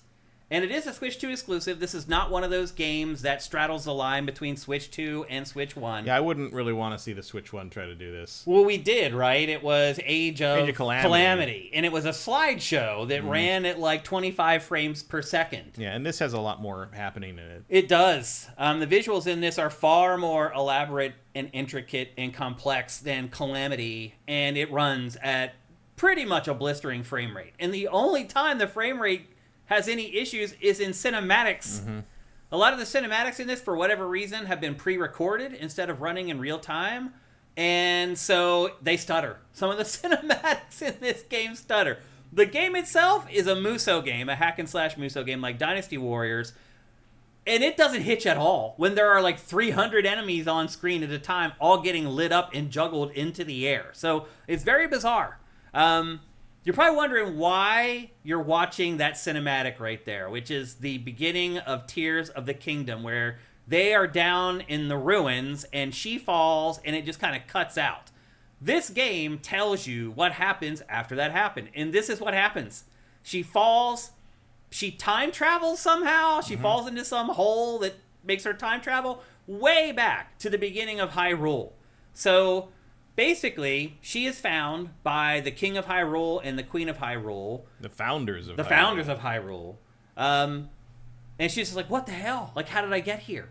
And so the plot of the game is helping Hyrule, because this is also the formative stages of Ganon and Ganondorf.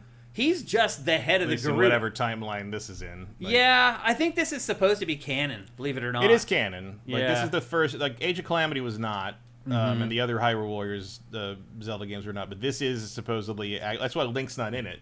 Well, he is, kind of. Yeah, well, there's a character with his moves, but Link himself is not in the game, which is a bold choice. Yeah, to not have Link in a Zelda game. Yeah. Although most people don't think that. Most people think Link is named Zelda. Yeah. Which is funny.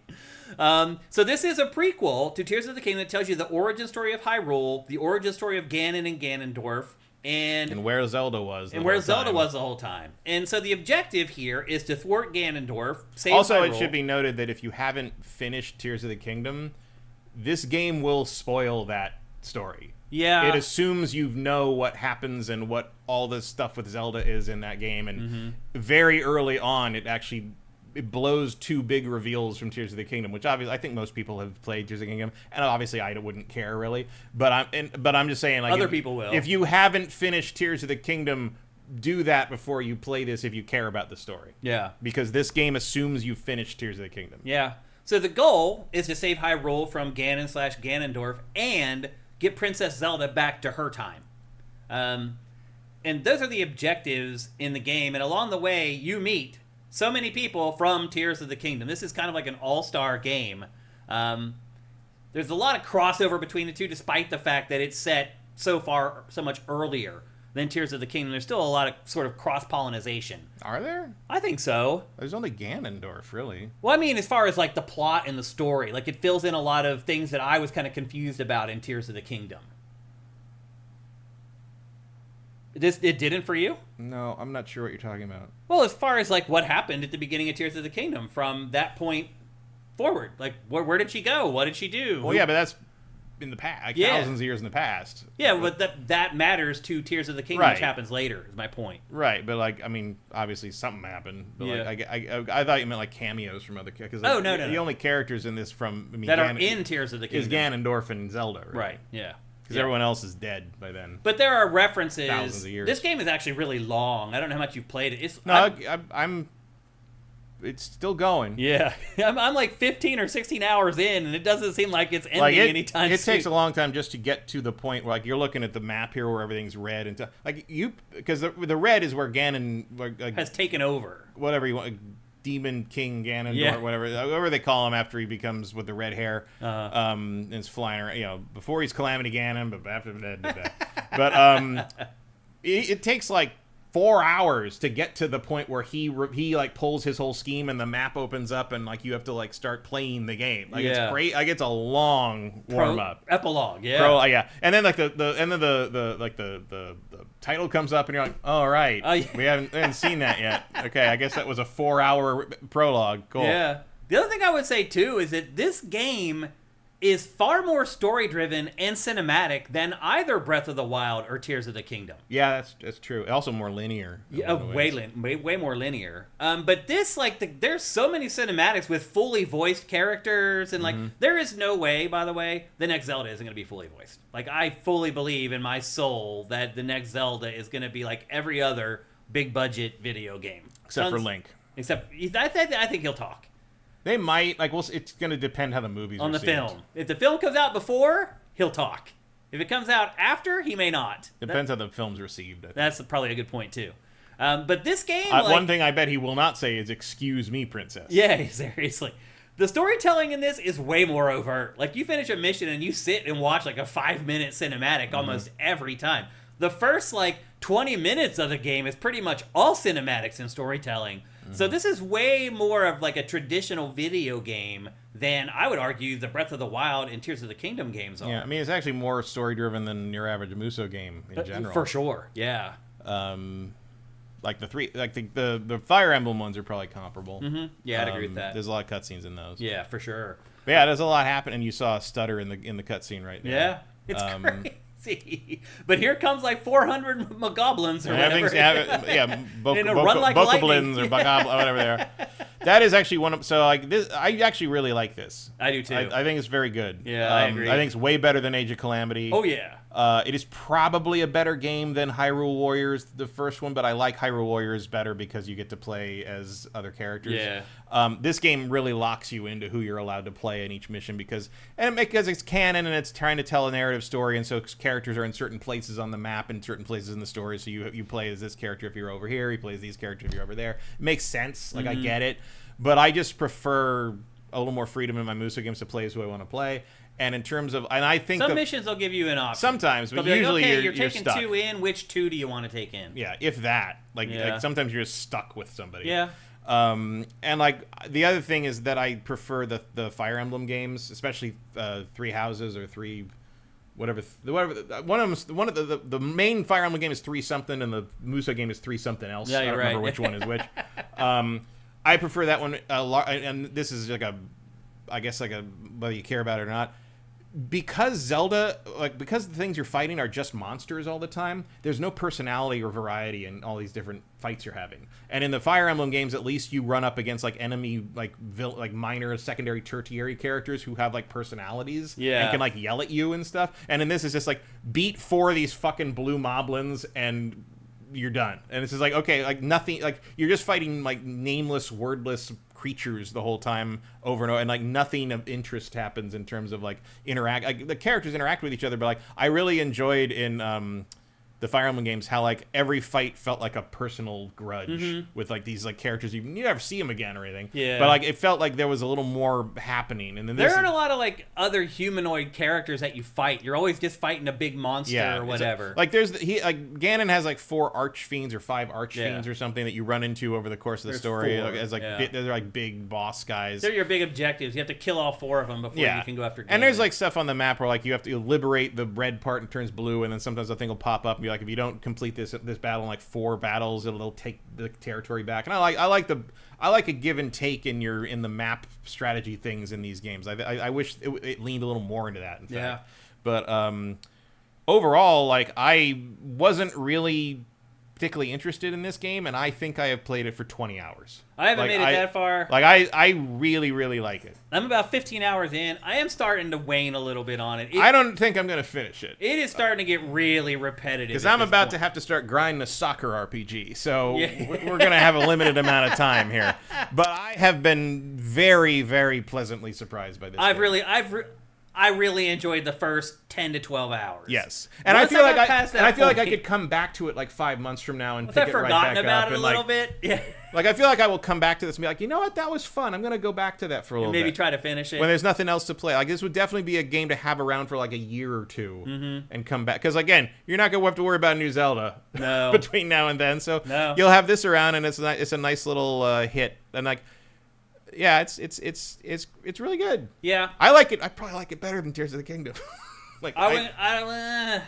In some ways, I do. I think I didn't get bored of Tears of the Kingdom as quickly as I did of this game, though. Because this is much more repetitive. Yeah, you are fighting. They put different outfits on them or different colors on them, but for the most part, once you get to the 10-hour mark, you're pretty much fighting the same thing. Yeah, but I thought the same thing about Tears of the Kingdom. Yeah. And this game doesn't make me build shit. Yeah. So. Now, you said you were disappointed in the characters. I actually like them because the way the game works is you set out to help each race in Hyrule. All of them are having a little problem. You go and visit them. You sometimes fight the leader. It's a big problem. It's Ganon. Right. But you help them, and then the leader of that race becomes a playable character for you. Yeah, but what I mean is I think the characters are all fine. I think my problem is that you're locked into where they are. Yeah. And you can't because a lot of people think about the original Hyrule Warriors games to a larger degree, Age of Calamity. As soon as you unlocked a character, you could play that character in any mission. Anytime you wanted. Anytime you want. That is not true here. You have to play the characters who are in the geographical area that the mission is taking place in by the story's demands. And once which is reasonable, those characters, those it's are the only annoying. Ones you can switch to mid-mission as well. Yeah, that's which is that's how Muso works. Sense, it's fine. Yeah.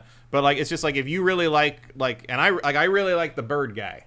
I really like the bird guy with the bow. Yeah. But he can only right now he's only really doing stuff in the northwest part of the map. If I want to have to do something down in the southeast, you have to pick somebody else. I'm stuck with whoever's down there. Yeah. If I can't use Zelda and to go over and fight more of the bird stuff over there because she's over on the other side of the map. Yeah. Because my favorite character to play as are probably Zelda and the bird guy. Yeah. And the Zora queen.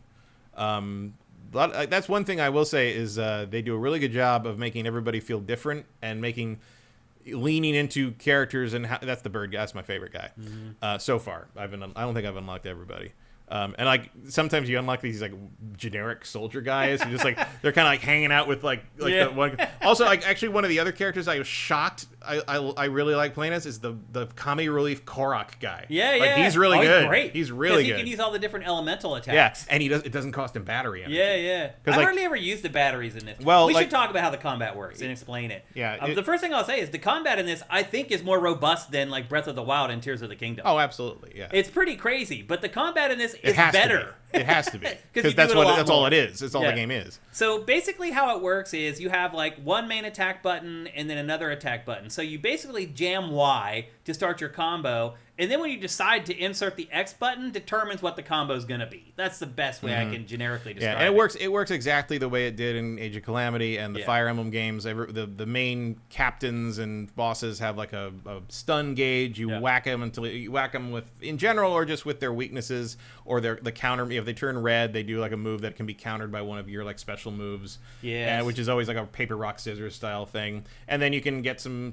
As soon as you whittle that pie down to nothing, they get stunned. You can do a weak point attack, which does a huge amount of damage and generally really fun to watch. Yeah, they're all big, super flashy attacks. And then you've got like you build up meters and you do your super meter, like your super Muso attack, like in every Muso game. And you have the team up attacks with the other characters, which has been around for a while. That is the coolest stuff, though. I think those generally have the most utility, I would say. Like, it's just cool to see how they combine each two pairs, because it's like it works with the relationships that they have with each other. The one issue I have with those is that a lot of times the combo is going to be related, especially with certain characters, is going to be like a projectile attack. Yeah. And they'll pop you up in the back. Okay, hammer this button, and I never remember that the X button is the I distance hate any attacks. of them that have aiming in them. Yeah, it's too too fast. I had to flip the vertical orientation of the aiming in this. See, that's interesting because I had to flip it to normal. Right. Because I play inverted, and like I could not aim properly with it inverted that way. I couldn't either. I had to change it. Bizarre. But I hate any attack in this where in the middle you're suddenly asked to aim and shoot. Yeah, I know it's like as soon as you realize, like, oh, I gotta aim, it's Too over. late. It's over. Yeah. I agree with that. But otherwise, like watching each character again, because it ties into their relationship inside the game. Like, for example, the King of Hyrule and Zelda, they both use like light weapons. So when they do their team up attack, it's this crazy, awesome like light beam attack that just wrecks shop. Like, and every pair works that way. It was fun for me to just pair them up and see, okay, well, what does Zelda do with this character? What does Zelda do with this character? Oh, what does the King do with this character? And it's like all these different permutations and combinations of attacks that are all really, really cool. And they all have unique dialogue when it happens. It's very well done. It really is. The game itself. And I actually like this. At the end, the results screen, it actually takes a screenshot of your fight. Like that's not generic background art. That is actually something that happened during the last few seconds of your mission. That's really cool. The game's really polished. It really is. Like the craftsmanship on this game is really high. It may be one of the best produced Muso games ever, honestly. Oh, I think all the Nintendo Muso games are head and shoulders above the rest. Better of them. than the ones. They're better than the things Koei usually makes for themselves. It's really like, bizarre. I like Dynasty Warriors Origins, but there's no way that Origins is better than this or like Three Houses or three whatever the hell. Three Hopes, I guess. That's it. This is Vincent, to answer your question, I do not like this more than Fire Emblem Warriors 3 Hopes. I think 3 Hopes is the best Muso game ever made and remains so. I think I would say whichever property you like more, you probably like that game better. To some degree, I think 3 Hopes is a better game. There's more to do with it. The home base stuff is more interesting. That's true. The character relationships are more robust. The characters on the other side are actually human beings and have personalities and talk to you, so it's not just fighting the same goblins. No, you're right. Over I and actually over cared again. about the people I was fighting in that game. Like that is a more interesting conflict in general. I'd agree with that. The production value on this is above what 3 Hopes is doing, but in terms of like just like what you're doing in the game, I think 3 Hopes is the better Muso game. You may care about this one more because it's Zelda, and because like again, I think it's smart to the way they did this, where they clearly were planning for this game when they made Tears of the Kingdom. Yeah, like they knew it really feels that like this is what they were going to tell the Zelda story with. Yeah. In the interim, when they didn't really go into what happened, because you play Tears of the Kingdom and some things happen during the course of it, and you're like, wait, how did that happen? What the fuck was that? And like in this game does explain that, like you said before. I didn't understand what you that's what I was getting at. Yeah, but like really, no building, no puzzle solving in this. Not really. All. No, I would probably say this is. I would, like I said, 3 Houses is probably my favorite still, but I would say. This is probably number 2. Probably the second best Muso game ever made for my money. But it still doesn't transcend the tropes of the genre. No, it does not transcend time and history. No. Nice. forever. It's still, forever if you have retold. not liked these games in the past because they tend to get a little repetitive and you can feel like you're kind of doing the same thing over and over, this game doesn't really solve that. You feel like that because you are. You like are. that is literally what's happened. Like you're not imagining that. That is actually what happened. Yeah. The one thing I will say is that the missions on this are pretty short. Yeah. Like most of the side stuff, like and it's a lot. If you like doing side stuff, this game's got you. There are tons. So Because you go back to the map after a main story mission, and it just goes. Yeah. Like you're sitting there for like 30 seconds while it's just popping more icons up on the map, and like for me, that's like catnip. It's like great. Some of the missions though, they're just asking you for resources that you gather while playing. Like Yeah. they'll say, "Hey, give me 5 tree stumps and 3 cherries," and now you get this +1 to your heart containers for Zelda or whatever, or a new or add on to your combo or whatever. Yeah. I mean, they're all pretty worthwhile they upgrades. are. Yeah. And you can see what you need, and if you don't have it, you can mark it as like the game will tell you where to go to get the thing you're missing if it's available on the map somewhere. Sometimes you got to go buy it from a merchant, but you got to do a thing to unlock the merchant. Yeah. So there's a lot of give and take on that, and then like you'll even when you do usually the main missions, the game will tell you like this was going to be a long one. Are you sure? Yeah. Like you want to get on this right now because you're going to be doing this for like 20 minutes, and it's like sure enough, and like those missions are story driven and have a lot of twists and turns and cinematics and probably bosses like you're gonna go on a journey on one of those, but the others are pretty you can get like bang 3 or 4 of these out in half an hour and feel like you got something done. Like, and there are legitimate bosses in this too. They're not just like bigger versions of the rank and file enemies. No, I really like you gotta that's the closest thing to puzzles is figuring out how to get past the boss defenses and immunities and stuff. Like there's some real stuff in here. There's cool hidden stuff too. Like you can toss bombs into the mouths of bosses and it'll like blow them up and take them out with like one attack. There's like all kinds of cool little hidden stuff that you would expect from a Zelda game in this. Yeah.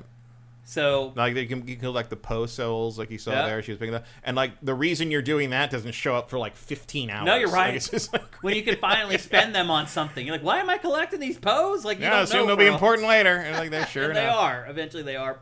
And then there's also like otherwise like there isn't a lot of breakup in the gameplay. There are Star Fox like shooter sections here and there. Yeah, there's some Panzer Dragoon in this one, which is a pretty little great. Weird, but it does break up the monotony at least a little bit. Yeah, they're fun. Like I don't have a problem with them. There's 2-player split screen. Split cream. Split screen. The co-op. new flavor from LS Cream. Yeah. Split cream. And they do lower the frame rate for that. It felt like it dropped around 30 or something like that. I played that with my wife for about 10 minutes. I was like, okay, we're good. I just wanted to see how it runs. And I mentioned already that the cutscenes in this are pre-recorded and compressed, and so they stutter a little bit, which is a little weird. But generally, I mean, it took me a good 12 hours before I started to wane on this, and that was playing it 12 hours straight. The average human does not play video games that way, so I'm not an idiot. I realize that I play games differently than people for my work purposes. So most people probably, once they get to the point I'm at, are not going to be burnt out on this game like I was. Also, once again, excellent podcast game. Yeah. Everything, the cinematics are all subtitled, so you don't have to listen to them if you don't want to. And if you do want to, you just pause it, watch the cutscene, and get on with it. Yeah. I've been playing through all the side stuff on the maps, like watching with podcasts on in the background. Although I will admit, last night I was doing that, and the podcast like just stopped, like I think the internet hiccuped or something, and I forgot to turn it back on for like 2 hours. Oh, really? Because I got engrossed in the game. I didn't miss it. I was just like, no, it's cool. Oh, yeah, the audio in this is great. Yeah. Music's good.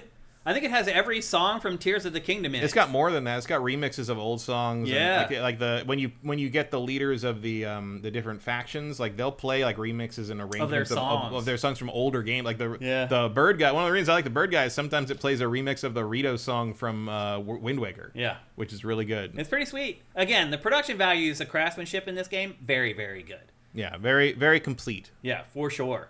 So I had a really good time with it, but if you plan on playing this and just like plowing through it in a couple days, your interest will start to wane after a while, but most people don't play games that way. Most of you guys and girls have a couple hours a day to play games, and I think if you do that, you could probably still play this game every day for a good 2 weeks. Yeah, and for months. Yeah. I don't think it's one of those games where you're gonna come back to it in a few months and be like, wait, how do you play this? Yeah, what are you doing? Like you're gonna pick it back up. Very simple to figure out where you need to go and what you need to do. You just basically go to the map screen and everything's right there. It's never complicated. You don't have to actually make the track across the map to get there. You can just go there. Like you don't even need fast travel in this game because you just finish a mission and you go to the map and you can go wherever you want. So it is a pared down, more simplistic version of Breath of the Wild and Tears of the Kingdom that shares more elements of those games than you might expect. Like, I was really surprised that the combat in this is actually way better than the combat in those two other games. That didn't surprise me because the combat in those games sucks. Yeah. So, but you and lose it the has puzzle to be. solving, and you lose the whole building mechanic, which I'm not a big fan of anyway. Well, yeah, because so.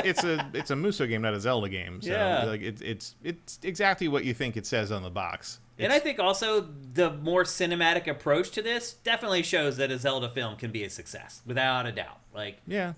they can pull it off if they do it I still think right. it should be animated, but... Yeah, I'd agree with that too, actually. What do I know? The casting seems okay as far as how they look. It looks fine. I'm very curious what's going to be, because it's clear, like, from Super Mario Brothers, that they're basically they're taking everything they've ever done with their properties and sort of distilling them down to what they consider the sort of the essence of what that IP is, and that's what the movie is. Yeah. Like, the Mario Brothers movie is not really any specific Mario game or continuity. It is just Mario. Mario Galaxy is going to Mario Galaxy is bringing in Yoshi. I mean, we've seen there were Which, leaks. by the way, first trailer for that tomorrow morning We've at 6 seen a.m. leaks of product tie-ins already that show Yeah. Yoshi, so Yoshi's in it. Yep. They've got the music. So obviously they're going to introduce like the more cosmic side. But again, I wouldn't expect it to play out exactly like the first the Mario Galaxy games. Yeah. But they're going to introduce that side of Mario. Yeah. So like what they're doing with these movies is, like, I think exactly what Miyamoto said. This is how they're going to live forever. So they want to make sure that the movie versions are sort of what they want people to think of as the baseline of these properties. So I would imagine, like, I would not expect a Tears of the Kingdom movie. No. I think it's going to be as like baseline Zelda as you can possibly imagine. Yeah. Like I think it's going to be probably the story of Link to the Past, with like the lessons they've learned narratively since then. It might be the story of this. I don't think it is, Because it's kind of the origin of... not a possibility in whatsoever. Really? Zero possibility. Zero. Why do you think that? Because this isn't Zelda.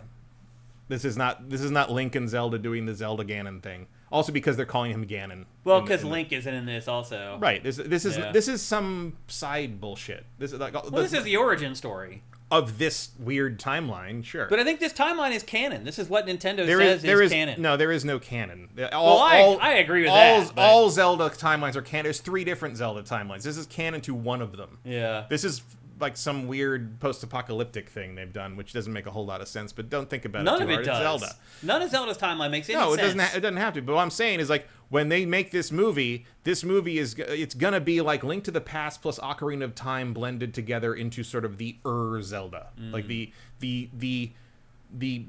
platonic ideal of Zelda as imagined by someone who has sort of, you're looking at the whole picture of the entire IP over the course of 30 plus years and being like, if we were going to distill this down to one thing, what would it be? It would be Link in the green tunic. It would be Zelda needing to be rescued or being a princess and needing that from Link. It would be Ganon doing his giant pig thing. And that's I think where you're going to get I think you're going to see something that is a melding of Link to the Past and Ocarina of Time, the two most like well-known versions of that story. That avoids a lot of the weird comedic pitfalls of the previous animated adaptations of it, and that is you're basically going to get like what was in our heads before Twilight Princess revealed what it was. I would say like I guess maybe the best thing to say would be like, imagine someone made a movie out of that quote unquote realistic Zelda trailer from like 2000 the one from from Space World. Yeah. I think that's what the movie's going to be. Interesting. Because that's what the Mario movie was. Well, they do have to just set up everything. They have to set up Link, Zelda, Ganon. They have to establish Ganon as the bad guy. How do they do that? And I think it's very notable that in all the official like summaries and stuff, they call him Ganon, not Ganondorf. Not Ganondorf. Yeah, and that's an important distinction. And it's maybe notable that I think you do the baseline Zelda story, and then you can go wherever you want with it. You can jump back in time. You can do the Ganondorf stuff. You can bring the Gerudo shit in. You can do whatever. I mean, I think you're just gonna have. I assume you're going to have to do like the get involved with the various like different other races in Hyrule, like the fish people and the bird. I mean, not the bird people because they were later. Yeah, I mean they have to establish the basics of the franchise for people who aren't like us. Well, they also have to establish the base of the franchise to live forever. That is the most important. As soon as Miyamoto said that, that's the most important thing to remember about these movies they're making.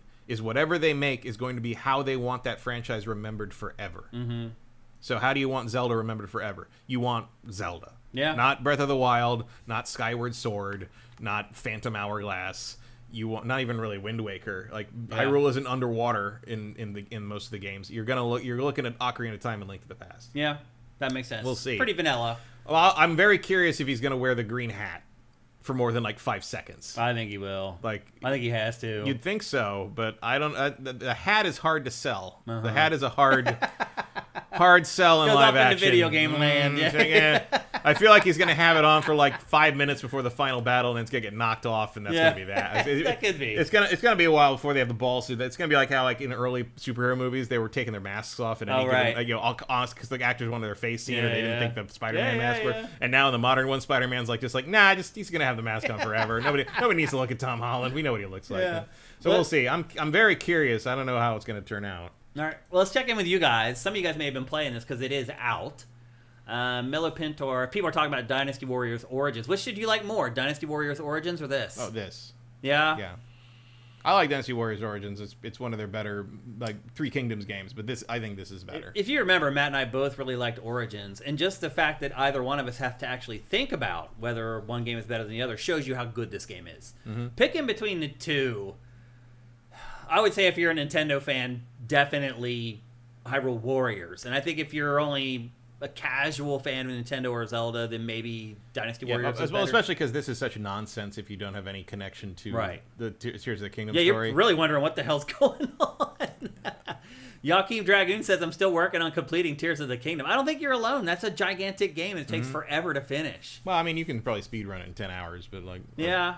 Actually, I saw some... Well, you can just go straight to the end if you want, right? Yeah, you can just run up. Well, that was Breath of the Wild. I don't know that in Tears? I don't know how Tears of the Kingdom. I'm sure someone's finished it in 12 minutes. Right. But like, whatever. Built some contraption and just went straight to the end. I'm sure that you can do that, yeah. Yeah. Dazzler369 says they could make this generation of Switch Zelda into an anime just with the game engine, and they should. I'd watch it. That's probably the best like use of that would be like to do not the movies, but just do like a Netflix series or something that's just the Breath of the Wild continuity. Well, that would probably be a good way to handle that. Yeah. Swan Senpai says it all looks the same to me. I mean, it does blend together. There's no doubt about it. Yeah.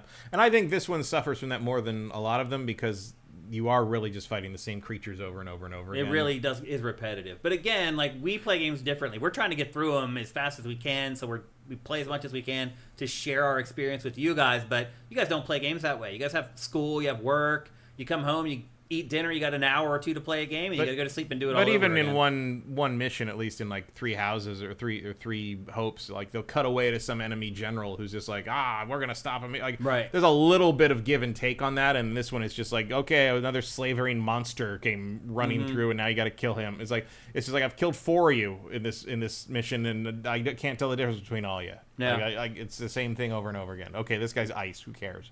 Binge Watcher 5138 says the dev said they got a Switch 2 dev kit after starting development on Switch 1. That's why the cutscenes are still Switch 1 for Hyrule Warriors.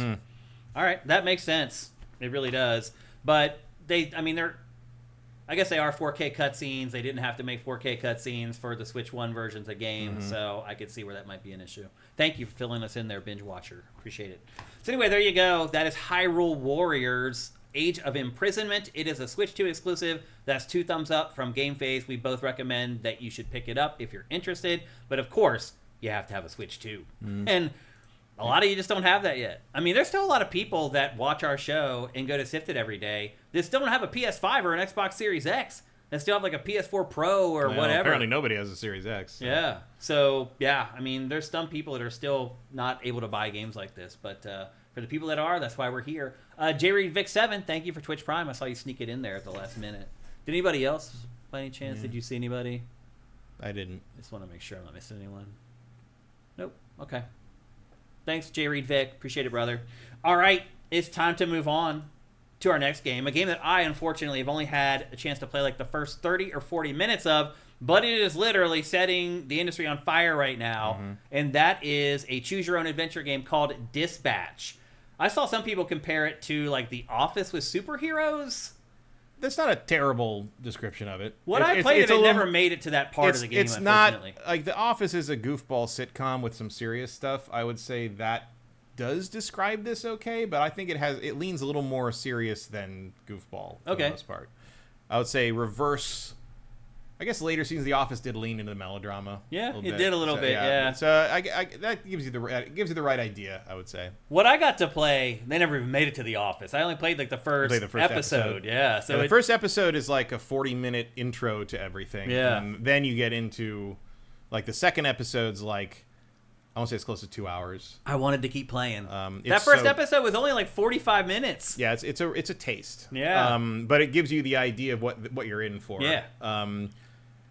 This is phenomenal. Yeah. The little bit that I played of it, this I was game like, wow. is unbelievably Really? good. It is. I know. Like the writing. This might be the best written game of all time. It's for me. really crazy. It is. This could be a TV series, and I wouldn't bat an eye. Who wrote this? Do you know? I looked it up, and I could you not find it? I couldn't really find.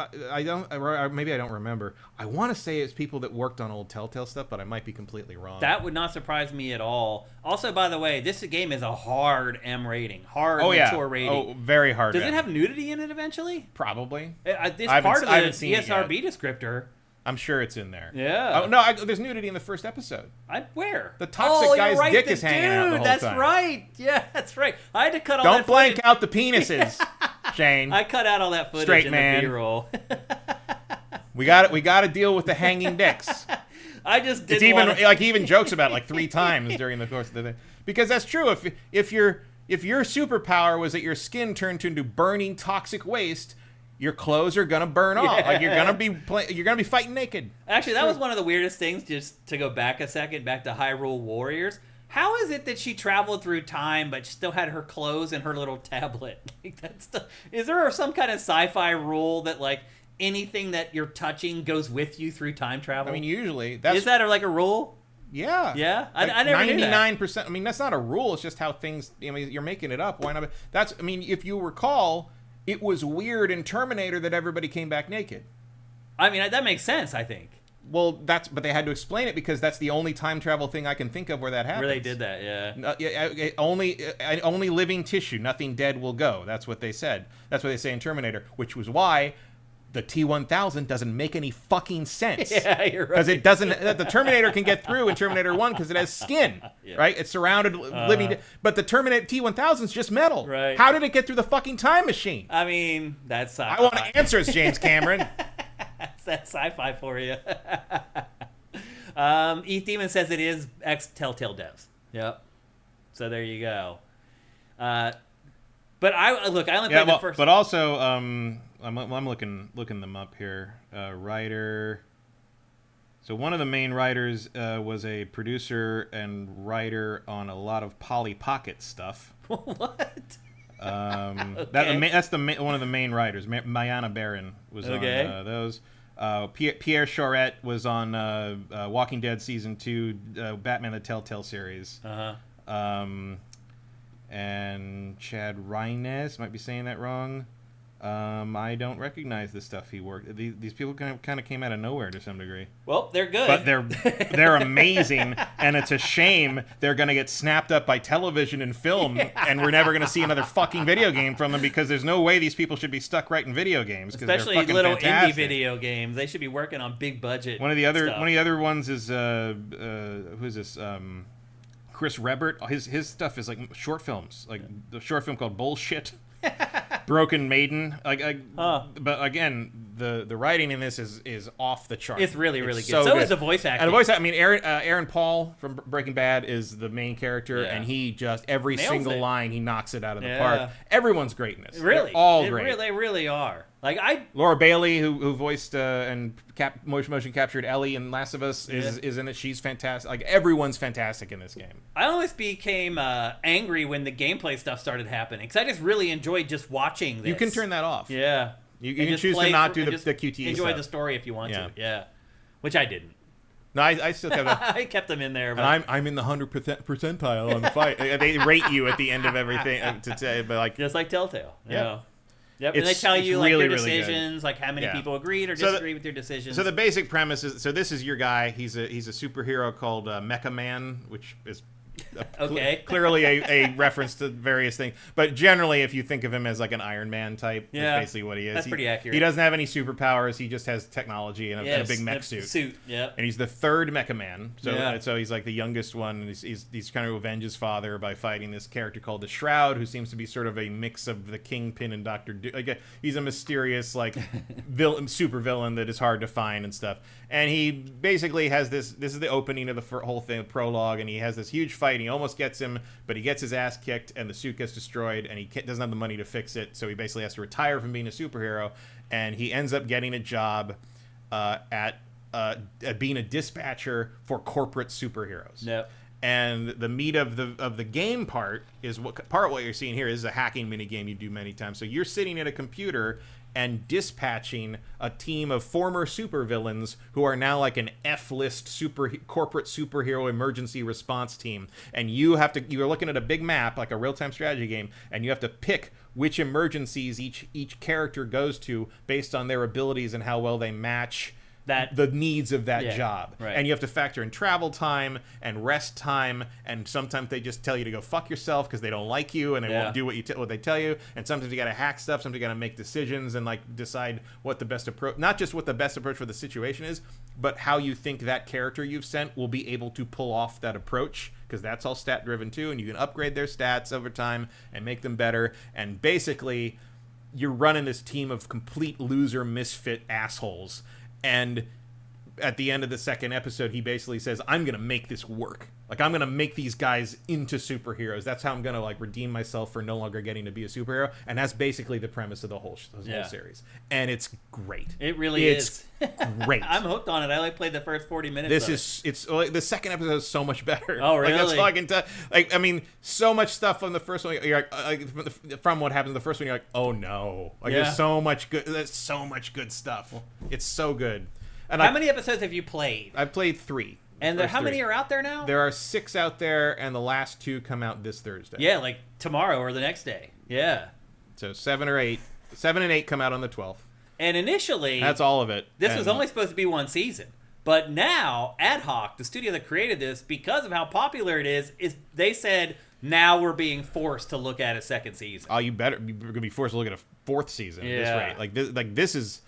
This is as good as Invincible. How do you think that they didn't expect that this was going to be a hit? Because you just never know, I guess. You never know. I think there's an element of, I mean, just because you work hard doesn't mean you're successful. You know that better than anybody. That's true. And like, the superhero stuff is A, kind of crowded, and B, sort of over. Mm-hmm. You know, like there's a little bit of superhero fatigue. You've already got something, animated-wise, you've got something sort of like in the R-rated, like kind of tongue-in-cheek space that's already called Invincible. Yeah. So you've got competition there. In terms of sort of the, you know, superheroes are assholes and you kind of got to deal with that problem situation, you've got The Boys. Mm-hmm. Like Invincible has a little bit of that too. Oh, absolutely.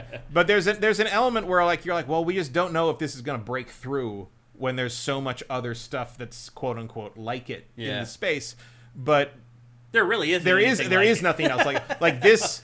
This does Invincible's kind of comedy and assholedom without like being precious about it, and without making you wait 3 years, and without the hyper gore. Like with a lot of people, I don't have a problem with, but a lot of people do. Yeah. If the gore and like over the top violence of Invincible bothers you, this is not in this so far. This is definitely very much like Invincible, though. Like that is the closest in terms of like tone, in terms of superhero content. That's the closest thing I would. But also, this is like the good Invincible game that you'll probably never get. True. Although now. Maybe not. I mean, the fighting game. I can see this kicking off. Like, if you think Marvel isn't looking at this and being like, "Why aren't we doing this?" Yeah, you're out of your mind. Like, this is DC like already 3 years from now, you're gonna see clones of this. Absolutely, I believe it. And they're all not going to be as good. No, of course not. There's something fresh about it's the writing. It comes down to the writing. Like, people don't get that. It's like, people are like, why was X Play successful? It's like, because a lot of people are like, because they did stuff different and they made jokes. No, it's because the writers on this show wrote great jokes. Like, you can't just say, we're going to make this funny, and then it's funny. You have to have the person there who can write the funny. Like, people don't get that. And AI can't do it. Ask AI to tell you a joke sometime if you want. The joke from AI is how terrible the joke is. That's what makes you laugh, not the actual comedy of the joke. So, great writers, man, are worth their weight in gold if you're working on any type of content. So That's the special sauce here. What's going to come down to is if they're going to be able to keep those people working for them and be able to pay them enough to keep them working for them. Which, if you're let's say you worked on this game and then you get poached by some movie studio to start writing scripts for them or whatever, you're never coming back to this. Mm-hmm. Maybe when you're really old and your career slows down, you come back to games. But once you get sloughed into the film scene, you're not coming back. No, so probably not, unless you really love. I mean, if you love these characters, if you were part of the creators of these characters, and you want to make sure that they're treated well, I can see that. That's about it, though. But there's a point at which you're like, how much do you care about this versus how much you think your future career needs you to move forward? You can't just replicate the formula and think it's going to work. And we're going to see. I mean, we're going to find that out the hard way with X-Men next year, because the showrunner for X-Men '97 was obviously fired for doing a bunch of stupid shit. Mm-hmm. Stop showing people your dick at work, people. Like, I don't know what else to tell you. Like, it's so like hard. The whole rest of the world. No pun intended. No one cares. I said, why is it so hard? Yeah. You know, and that even ties in with the toxic. Not show your dick at work. Yeah. Why is it so hard? It shouldn't be at work. We know that. That's the point. Stop pointing with it too. So yeah, it's This game is great, though, man. Great. Again, I've only good. played the first episode, and I'm ready to go home right now and plow through the rest of them. Like, I haven't had time to really burn through the rest of it, because, like, you got to sit down and be ready to feel some shit. You do, yeah. Because the other series I would compare this to is BoJack Horseman. No, you're right. That's a good analog. There's a lot of BoJack, both in terms of sort of how much it examines the misery of its own characters in a sympathetic way, like not in a pornographic way. Yeah. And how much it's in L.A. Yeah. Like, it's a very important plot point in one of the episodes that something is happening specifically in Torrance, and it's like if you know LA, that's very funny. The reason the fact that it's in Torrance is very funny. Like, so, you know, obviously it's written by LA people, so and it works. It's a pretty good like what if they were real thing, because society is not the same in this. That's one of the things I love about this game's imagination of the world, is it does go into a world that has superheroes in it, and like both the positive and negative. And in terms of how people would have to live in that world. Like, imagine if anyone you pissed off could actually shoot fire at you. I mean, Invincible is good at that too. Invincible does that too. The Boys does that to some degree. But it's just it's if you like Invincible, really you're good. gonna like this game. Yeah, I can pretty much guarantee. And you can't really go into much detail because you're just giving everything away. Yeah, I don't want to spoil anything. I'm just trying to be a little more vague about it, but like this scene is so good. Yeah, like this is exactly what you're talking about. Yeah. What it's like to live in a society with superheroes, like the type of things that can happen that wouldn't happen if they weren't there. And the choices you make and how that. I mean, the choice again, like any good Telltale game, the choices are very, very different. And you want to make both choices a lot of times. That's, to me, is when these games are good. Like, I will absolutely you two choices you want to choose. Yeah, I will absolutely go back through this again and do all the opposite things to see the result. Yeah. It's almost like a throwback to like FMV games back in the day. And one of the other things that I think is maybe important to note is like there's all the choices are timed. Obviously, you have to make the decision before the timer runs out. And, like, I have found myself making choices based on what my reaction to the characters are and not what I think the best choice is. I see. Like, which is honestly very rare for me, because normally I'm just like, okay, the correct thing to do here is this. And I'm going to do it. But there was a choice in one of the episodes where I was like, one of the characters that I liked really wanted me to do something different than what I think the correct move was. And I picked the thing that the character wanted you to do. Because I thought, because that's what I wanted to do for the character, and because I thought that's what he would do. And that is the sign of an engrossing story and good writing in one of these adventure games. You've been sucked into that character. You are playing the role. You're playing the role of this character in a very real way. And that's great writing, that is the highest possible recommendation I can give for something like this. Yeah. I have not been sucked into an adventure game like this in forever. And I don't think since like The Walking Dead. Like the last time I think I was this engrossed in one of these types of games was probably The Wolf Among Us. Yeah, I didn't get into that too much. Maybe for me it was like the first season of Life is Strange, maybe. That was up there too. I think Wolf Among Us, I mean, again, I did like Fable. I like the comic that's based on already, so I was already invested to some degree. This, again, part of this might be because it is playing so hard on all the superhero tropes that someone who's a big superhero dork like me already knows. Yeah. But I think we all know those by now. Yeah. Because of the Marvel Cinematic Universe being so ubiquitous, we all kind of understand the basics of how superheroes work and how silly a lot of it is. And this game knows that and plays into it hugely. And man, the personalities of the characters you're controlling, and like the bat guy. Like there's a guy you've seen him in some of the scenes, like in the commissary a little bit. Yeah. But he's like a lawyer, but he's got a bat head, and periodically he just turns into a bat. And so after every mission he completes, he turns into a bat, and his stats completely reverse. So you have to just now you don't have a smart lawyer guy with a bat head to go do like PR stuff. Right. You have a giant monster that doesn't reason. So like, okay, well, if a big fight comes up, I'll send the bat guy. But like, and then sometimes like a big fight comes up and you're like, oh, I wish he was the bat guy or the bat monster right now, because I need a guy who can hit. And it's like, it's that kind of stuff, that frisson in the real-time strategy scenes that are just like, and it's all on a timer and it's all ticking down, and you know you're going to be fucking and the characters recognize that. Like when you come out of that, they're like, yeah, it was okay. It's like, why'd you like the reactiveness of the characters after what you do in the gameplay sequences is remarkably good. Yeah. I have zero negative things to say about this thing. Dispatch is one of the best things I've played in forever. Yeah, I like I said, I only played the first like 40 minutes of it, but I really enjoyed it. And I knew that you had played it, so... Like, I played the demo, and I thought it was good, Yeah. but the demo is not the beginning of the game. It demo, really just sets everything up. The demo is, like, the beginning of Episode 2, like, when he gets introduced to the office. Yeah, when you actually get into the grind. But the first episode is such a great onboard. Like, even as someone who'd already played the demo, I'm like, oh, this is so much better as an introduction to this character and what's happening and what everything... It's a masterclass in how to make this kind of game. It's as good as this gets.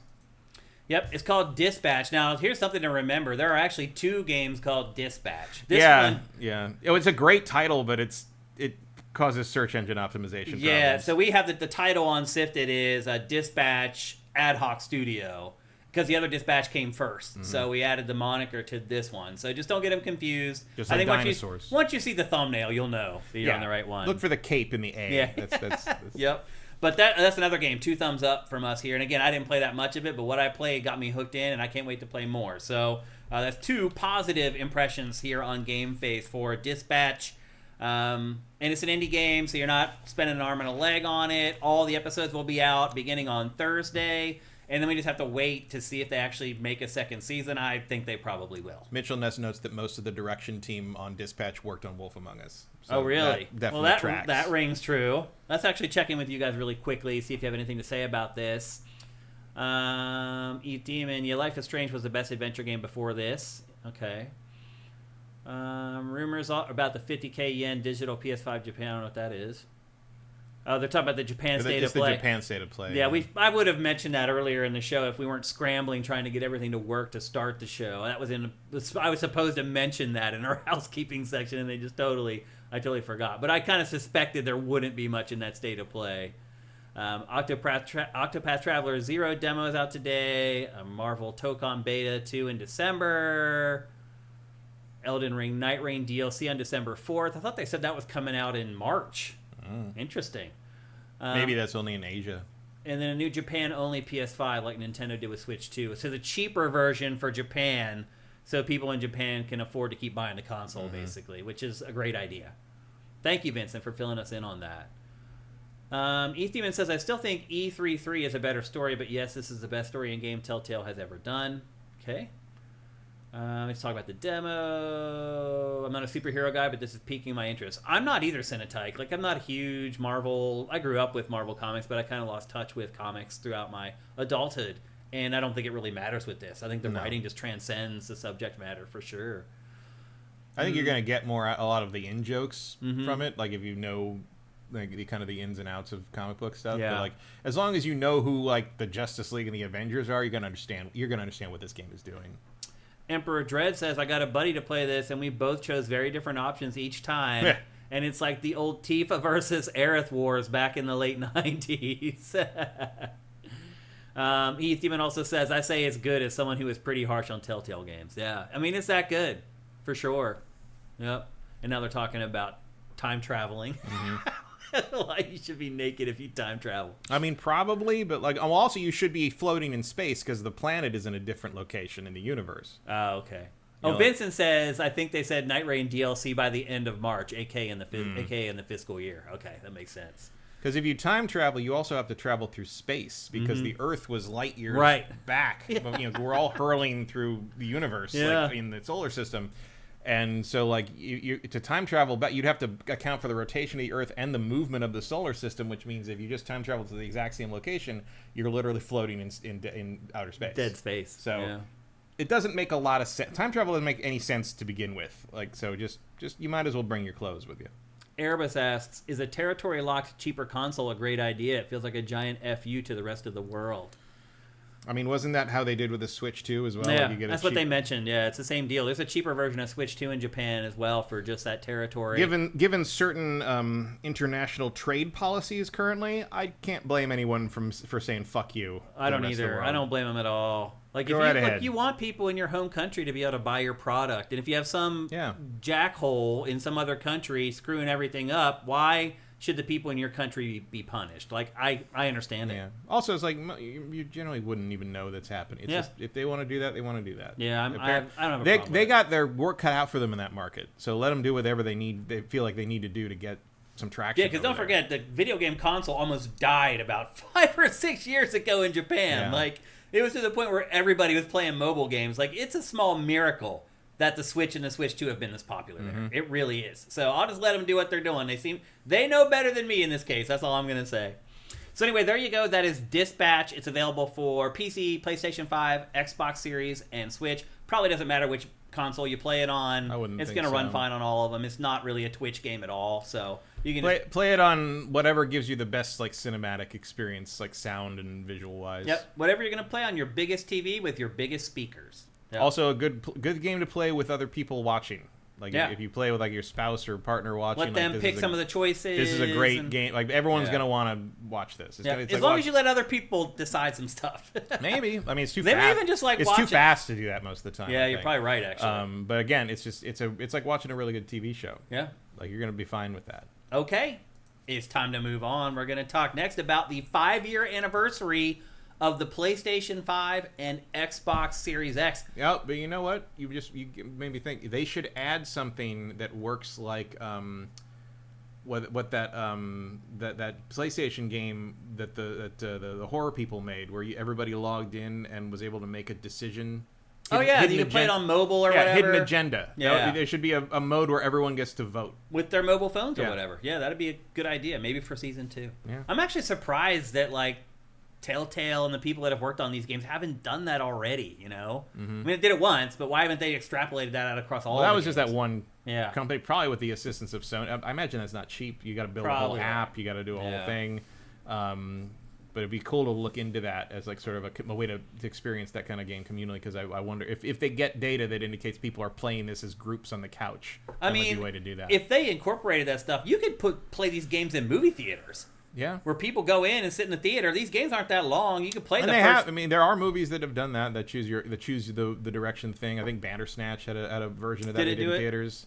Bandersnatch was a interactive thing on Netflix. I want to say there was a theatrical version or something like that they did of that, or maybe it was something else. But that has happened. Like that is not a total. I mean, it's never really caught on. Yeah, but it's not an impossible thing. Yeah, it could be huge.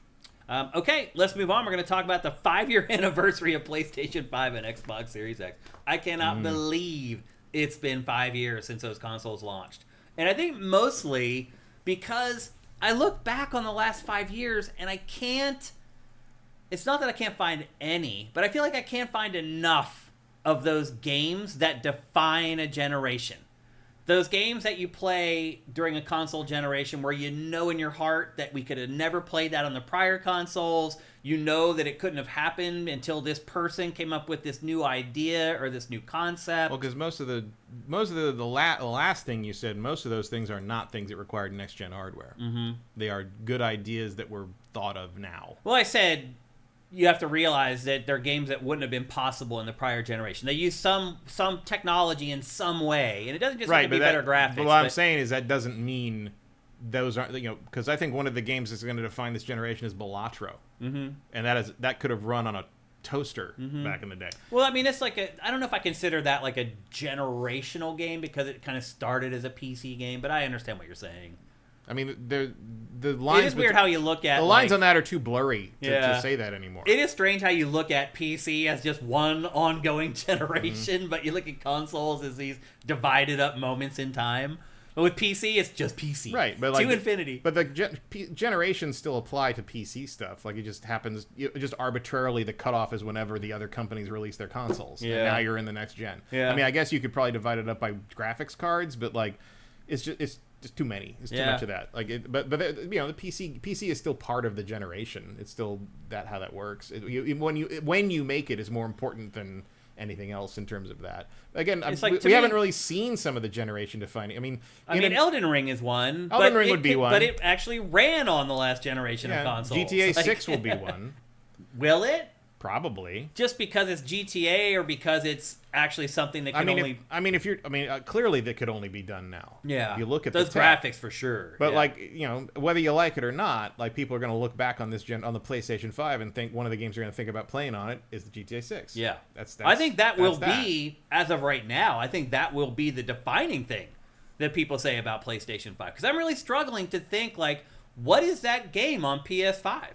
I don't think there needs to be a game. Well, I mean, PlayStation doesn't play that game necessarily, although I think most people do buy PlayStation because they think they like PlayStation's exclusives more, but... I think they buy PlayStation because that's what they play video games on. Yeah. It's just what you play video games on, and has been since probably... I mean, there was a blip with the for 360, millennials obviously. and Gen Z. But since PS2, that's basically what that... PlayStation means video game console to most people.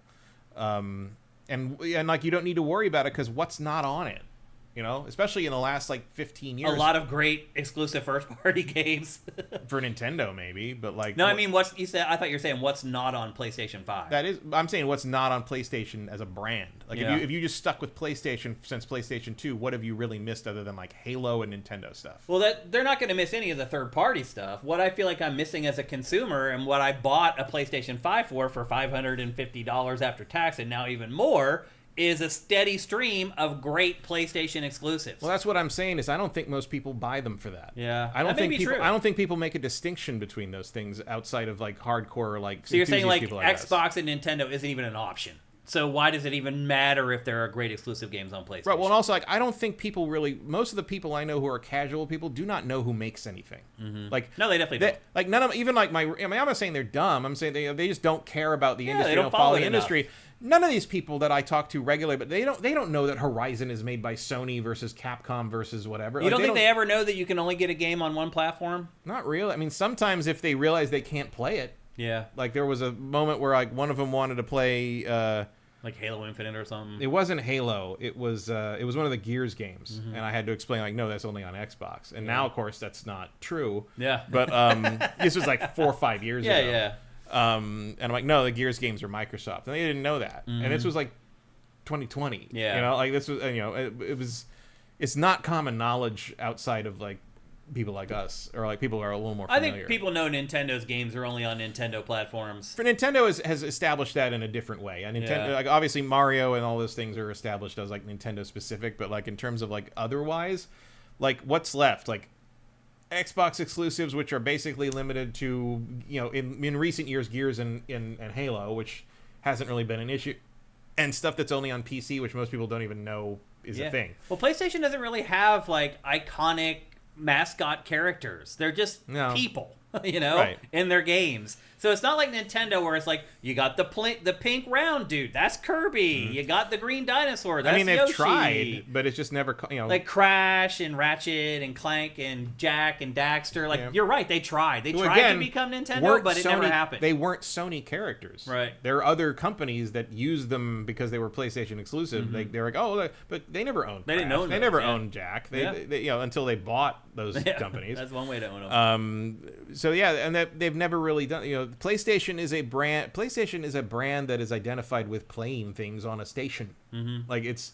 Andy T. Monahan, I think, is right though. He says Astrobot might be the only game that really stands out across the PS5 library. In terms of that, yeah. In terms of things that only are on PS5, probably that are wow. Yeah. And that's like even like it's not what you think of when you think of something that can only be done on new gen hardware. Yeah. You probably could. I don't think you could do that game on the PS4. No, properly. I don't think so at all. No way. But it's just like there's a level of just polish and clean to it that like you need that power to pull off. And like so that's kind of that's something I think that's underappreciated. Everyone thinks about like realistic like Uncharted style experiences, whereas like I think the Astrobot experience is just as valid in terms of using hardware power to get to it. Yeah. All the effects and things that are going on in every scene of Astrobot is insane. I think it's always going to be more for PlayStation as a brand. I think it's always more important to be able to play anything you want to play on it.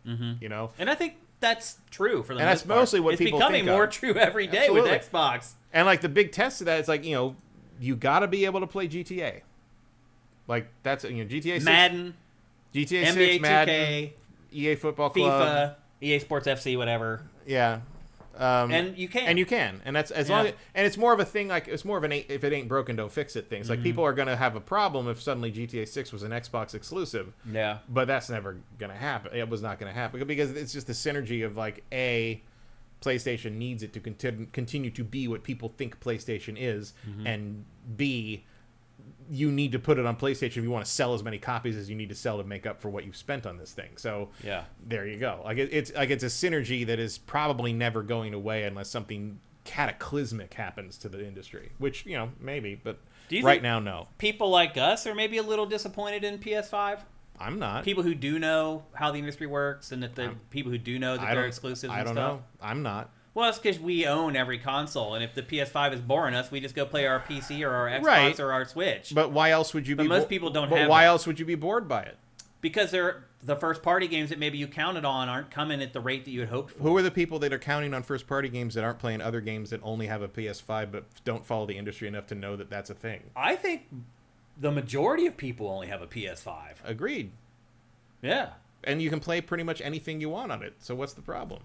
Well, if they bought it hoping that they're going to get a couple God of Wars, maybe maybe 2 or 3 new Naughty Dog games, well, Naughty Dog is a whole other thing. They did get a God of War. We got one Insomniac game, one that straddled the line. Yeah, you got two Insomniac games. But one straddled the line between gens. Who gives a shit? Well, if you could play it on your PS4, then it matters. You didn't have to buy a PS5 to play it. But you did. And you played it on your PS5. Well, that counts. Some people didn't. I just told you a lot of people still have PS4 Pros. But what do I care? I bought a PS5 and it ran better on the PS5. I just asked if people like us may be disappointed in the PS5. That was my question. Well, I'm saying as someone like me, no, not at all. I am very disappointed in the PS5. I'm not. I am. When was the last time you played an exclusive game on the PS5? I don't know. What was the last exclusive game on the PS5? 9 months ago? Like, I'm really asking, what was the last exclusive game on the PS5? What was the last thing I played on the PS5, Shane? Tell me. What was the last exclusive? Was it Astrobot? Maybe. No, there's something There's other stuff. There's other stuff I didn't care about. This is making my point for me, though. Right, but I don't care if it's exclusive or not. Yeah, I don't either. I just want to play PlayStation's games, and I'm not getting to play them. That's what I'm saying. But again, I'm not disappointed in PS5 because of that. I'm disappointed in Sony. That's why I bought it. But no, I bought it to play stuff more modernly and more effectively. Would I have done? I had an Xbox for that, or whatever. Well, the PC. I don't have an Xbox. I don't know why I have an Xbox now. Once you have a PC, there's no point. Now I have a better PC for that, sure. Yeah. But like, no, I'm not disappointed in the PS5. The PS5's a great system. It's a great piece of hardware. I'm disappointed in the software output for it. I'm not in the sense that like anything I want to play is on it if I want to play it. I'm disappointed in Sony's maybe inability to manage their studios more effectively. Yeah, but that to me is the PS5. But I don't associate that with a PS5. I do. It doesn't matter if I think because to me the hardware is irrelevant. It's the software that matters. Right, but like because this hardware is no better than Xbox Xbox so because Series it's irrelevant, I'm not thinking about the PS5. I'm thinking about Sony. Like I bought the system because even at least the stuff I even already own on PS4. Like I even noticed it when I replayed part of Mass Effect Legendary Edition. God, it runs better on a PS5. Mm-hmm. I mean, I shouldn't have bought the Pro. The Pro was stupid. I bought the Pro because like we wanted to talk about it and it was there and okay, whatever, let's do it. Yeah. That was a dumb thing. in a non doing a weekly show about video games thing, I would never have bought that, and that would have been. And I haven't still. And you haven't. It would have been the correct decision not to buy that. It's a stupid product, I think, for a ridiculous. I mean, it's not a stupid if you have product. The disposable income, it's worth buying. But it's a ridiculous price. Yeah. It's like that. I mean, my big problem isn't the PS5 itself or the software support. It's how they're pricing this fucking thing, because it ain't worth what they're asking. No, it's definitely not at all. I mean, how can you sell something 5 years ago for $500 and then years later say it's like $800? Like. It's crazy. It's crazy. I mean, yeah, just keep saying that over and over again to remind everybody what we're fucking looking at in terms of prices on this. It's just ridiculous. So yeah, in that sense, I guess. But in terms of like my experience of playing games on the PS5, I'm fine with it. It's and I like. I don't have any problems with the hardware. Yeah. Hardware power's fine. It's really hot now when it runs modern games, but I don't care. Like as long as it doesn't burn down my house, who cares? That isn't, because the Pro is not. The Pro runs cooler. Runs pretty cool for the most part. I'm just disappointed with the software output for it. I thought we'd have way more bangers for PlayStation 5 at this point than we do. I mean, I think we do. They're just not Sony's games. That's what I'm saying. I thought we would have... But who cares? Because they make great games. I care. Sure, but like that's different. And I love their properties and their IP. But I don't know what we're talking about anymore. Because like if you're talking about some people who only own a PS5, their only option is to play all these games on the PS5. So to them, the PS5 has been a great time. And like, yeah, would I have liked to see more Naughty Dog stuff? Absolutely. But like... I would like to see more Insomniac stuff. I would like to see Sony Bend stuff. I mean, Insomniac's working as fast as it can. I don't have a problem with Insomniac's output. They're working as fast as they can on these things. Well, they've only put out one original game for PS5, and we're hitting the 5-year anniversary. I 100% count Miles Morales as a PS5 But that was game. already done before the PS5 even launched. Yeah, but it was still there, and it still plays better on PS5. Yeah. I don't regret playing on PS5 versus PS4. I don't either, but I'm just saying, like, I bought the PS5 to play Sony's first-party games. I don't need a PS5 to play third-party games. Well, well, neither do I. But what I'm saying is, I think the average PS5 person does buy it to play everything. Yeah, I get that. I'm just saying, for me personally, I am disappointed in the software output for PS5. Yeah, I mean, I don't know. I just don't. I wish I were playing more games from these amazing studios. That I wish that too. But like, even if we were getting a game every year from everybody, I'd still say I wish we were getting 2 games every year at that point. I mean, even look at Bungie. Bungie's now been at PlayStation for 5 years, and it's kind of maybe about ready to put out a game if it doesn't get canceled. I mean, I don't. If after the next beta. I think it's pretty. I think you can make a good argument that that's the worst developer purchase Sony's ever made. Yeah. Well, yesterday, certainly for the price, the CFO at Sony admitted it was a mistake. Yeah. Imagine if you work at Bungie and you saw your company's CFO. Seriously, though, man. No. Yeah, oh my God! What kind of that just crushes your soul. You can't say they didn't earn it, though. No, I mean for sure. If you're some random Bungie employee, it's not your fault. But imagine if you just started working there 8 months ago, and the CFO is like, "Y'all suck." Man, I mean, I get it if that's the only place you could get the job, whatever. But it's like if you were choosing jobs and you chose Bungie, you should have done a little more homework. Yeah, yeah. You would have known. Or you could have talked to us. You could have contacted the Duck Consulting Agency, and we would have told you. I mean, nowadays in the game industry, you get a job open, you take that fucking job. Yeah. But like. It would suck to be like, oh, I got a job at Bungie. We'll see how long this lasts. But it's like, imagine having to think that now. Like, I know. Who would have thought that back when they were purchased? For $3.6 billion. Yeah. For what? Dude, that is just insane. For what? For Destiny, to watch Destiny die. And for like consulting on like this whole gas. That never worked. Like initiative that, I mean, Crash and Burn doesn't even cover it. I know. Doesn't even cover it. $3.6 billion, man, just flushed down the toilet. That's burly. And Sony doesn't have the war chest like the others do. No, that was a gamble, and like it was a bust. Yeah. So let's score PS5. Let's score the hardware and then the software. I'll start with hardware. I'll give the hardware an A. Yeah, same. Like, it's been great. Hardware is really good. Yeah, I've had no issues with it. It runs a little hot now that the games are getting a little more demanding, but it has some. Certainly the base model has a little bit of a jet turbine. Experience. It gets a little loud at times. I will say the Pro is whisper. I've never heard a goddamn sound from the Pro. You've never heard anything? No. Wow. I'm kind of waiting for something that maybe Intergalactic will push it a little harder. But like it may melt down the base. At no point have I been playing anything on the PS5 and been like, well, I'm glad I have the Pro. Right.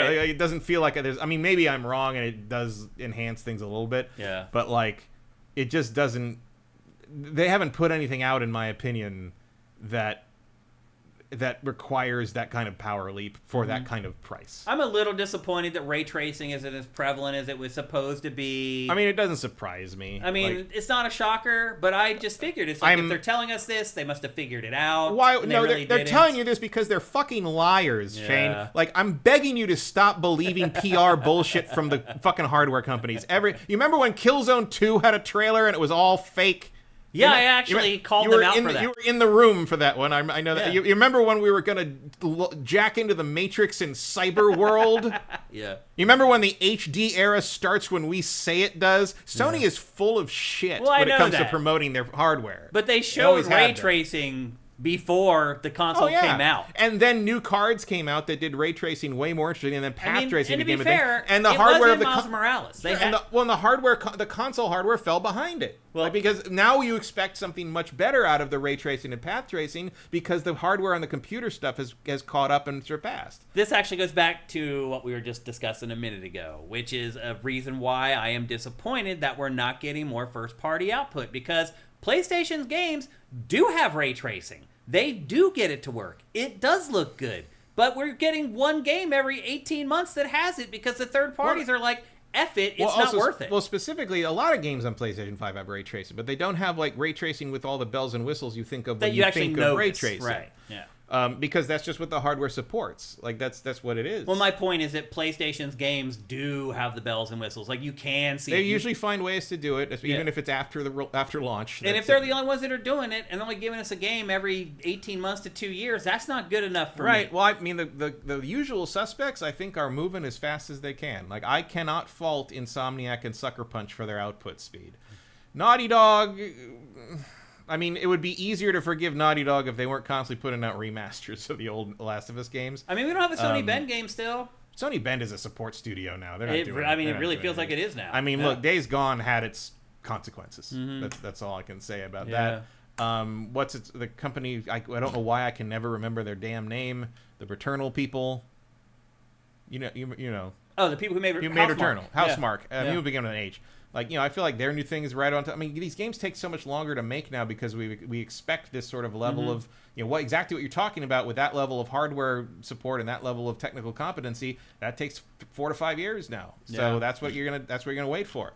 And at least it's not fucking Bethesda, right? Yeah. Like, I didn't give PS5 hardware an A+ because of what I just mentioned and the pricing of the hardware. I don't know if it's fair to roll that into my rating, but I'm gonna. I mean, I think the obstacle you must overcome to have the hardware in your house does count as something you can rate. Yeah. So because I was also thinking... it's changed. Like most consoles, doesn't change. It has changed this time. That's also, I think also why I would say an A is not an A+, is that I think the price of both models is a little silly. Yeah. All right, let's move to software for PS5. What would your letter grade be for software output? We talking about output? Sony's output, yeah. And we'll move to Xbox in a minute.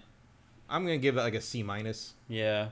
I mean, I output, the quality, I'd probably give closer to quality's, I mean, consider that too. The output's lower, but the quality's higher, so maybe it bumps the grade up a little bit. Just about everything they put out first party, I've liked. I hate to give it a C because that denotes average to most people, and for me, their output has been below average this gen. They've been below average for themselves. So maybe C- does make sense. If you compare to Microsoft, they're doing pretty good. Are they? Microsoft's kind of killing it with software output. Microsoft's average over the last 10 years? Oh, 10 years, yeah. I'm just saying in the last 5. Like, Microsoft's doing really good by Microsoft standards right now. Yeah. And now Sony's kind of fallen back into Microsoft. Like, what would have been Microsoft in, like, 2010. Yeah, you're right. Not 2010. More like 2017 or something. Yeah. So I'm with you. I think probably C- I would give for software output for PS5. Let's move on to Xbox Series X. This could be the easier of the two, or it could be the more complicated of the two, because where Xbox was when this launched compared to where it is now is night and day, and Microsoft doesn't even care about hardware anymore. Yeah. So rating the hardware, I mean, the hardware itself is great. Hardware's good, yeah. I have no problems with the Xbox Series X. In fact, I've had less problems with, like, HDMI handshakes and protocols and stuff like that with Xbox Series X than I've had with any of them. In fact, the Switch 2, by the way, completely wrecked my entertainment center. The HDMI 2.1 protocols on that are completely borked and ruined my entire setup. I cannot turn on everything with one button press now in my living room like I used to be able to, now that I've installed Switch 2 into it. It screwed everything up. I had to get a new switcher, and Did you? And in the end, it still didn't work properly, so I had to switch the Switch 2 to a dedicated HDMI in on the your system, TV. and I switched the Xbox to the switcher because this Xbox does play nice with the switcher. What is up with Nintendo and HDMI protocols? It's purely the 2.1 protocol. I don't know what it's doing, but it would not communicate properly through the switcher. It's all jacked up. I even bought the switcher that was specifically recommended by people who were having that same problem with Switch 2, and it just doesn't quite play right with my system. And look, my system's a little weird. Like, all the stuff is in the living room. It all gets it's all wired through the walls back to the garage where all the AV stack is, and then it comes all the way back. Like, there's some lag issues you got to deal with. But, like, no, Switch 2 just will not play nice with it. It doesn't, yeah. And my Xbox Series X, it just integrates no problem. Like, that stuff Xbox works like a dream. The hardware itself is great. I can't really tell an appreciable difference between the PS5 and Xbox Series X as far as hardware power is concerned. It means marginal enough that I don't think it really matters. Yeah, it's you really, never even know a trained eye. You never know without like a digital foundry side by side, really, I think. Yep. Now, game by game basis, probably. Now, to be fair, this hardware has also gone up in price, just like the PlayStation 5, so that's something to consider. But generally, as far as just building a box for playing video games at a reasonable price that works the way it's supposed to, I also give the Xbox Series X an A. I'm going to give it an A- because I like the DualSense better. The controller. Yeah. Interesting. I agree with you. I use the Elite 2 for the Xbox, which I do think is just as good or maybe better than the DualSense. Yeah. But the controller that comes with the Series X, I think, is not as good as the controller that comes with the PS5. Yeah, so I would say A- to reflect that. But otherwise, yes, I think the hardware is almost, like, in the box itself, yeah, pretty much equal footing. Yep. Let's talk about software. I'm sorry that the 720 instant portal. I haven't seen any evidence that is the case. Where the SSD stuff lets it do things that the Xbox can't do. I just don't. I mean, the Xbox has an SSD. Yeah, and it loads pretty much just as fast. Like, I don't really see that. In fact, difference. the Xbox is better as far as like stopping it. You know, you can unplug your Xbox from the power, take it to a different room, plug it back in, and you can go right back to where you were in the game. It remembers for a couple minutes. That's true. PlayStation, you can't do that. PlayStation just yells at you. Yeah, it's like, oh, what are you doing? You didn't shut this down properly, and now your hard drive's broken. I'm like, no, it's not. Just reformat it, asshole. Every time the power goes out, it's just like, why did you not shut me down? Like, I didn't have a choice. You go yell at the city of LA.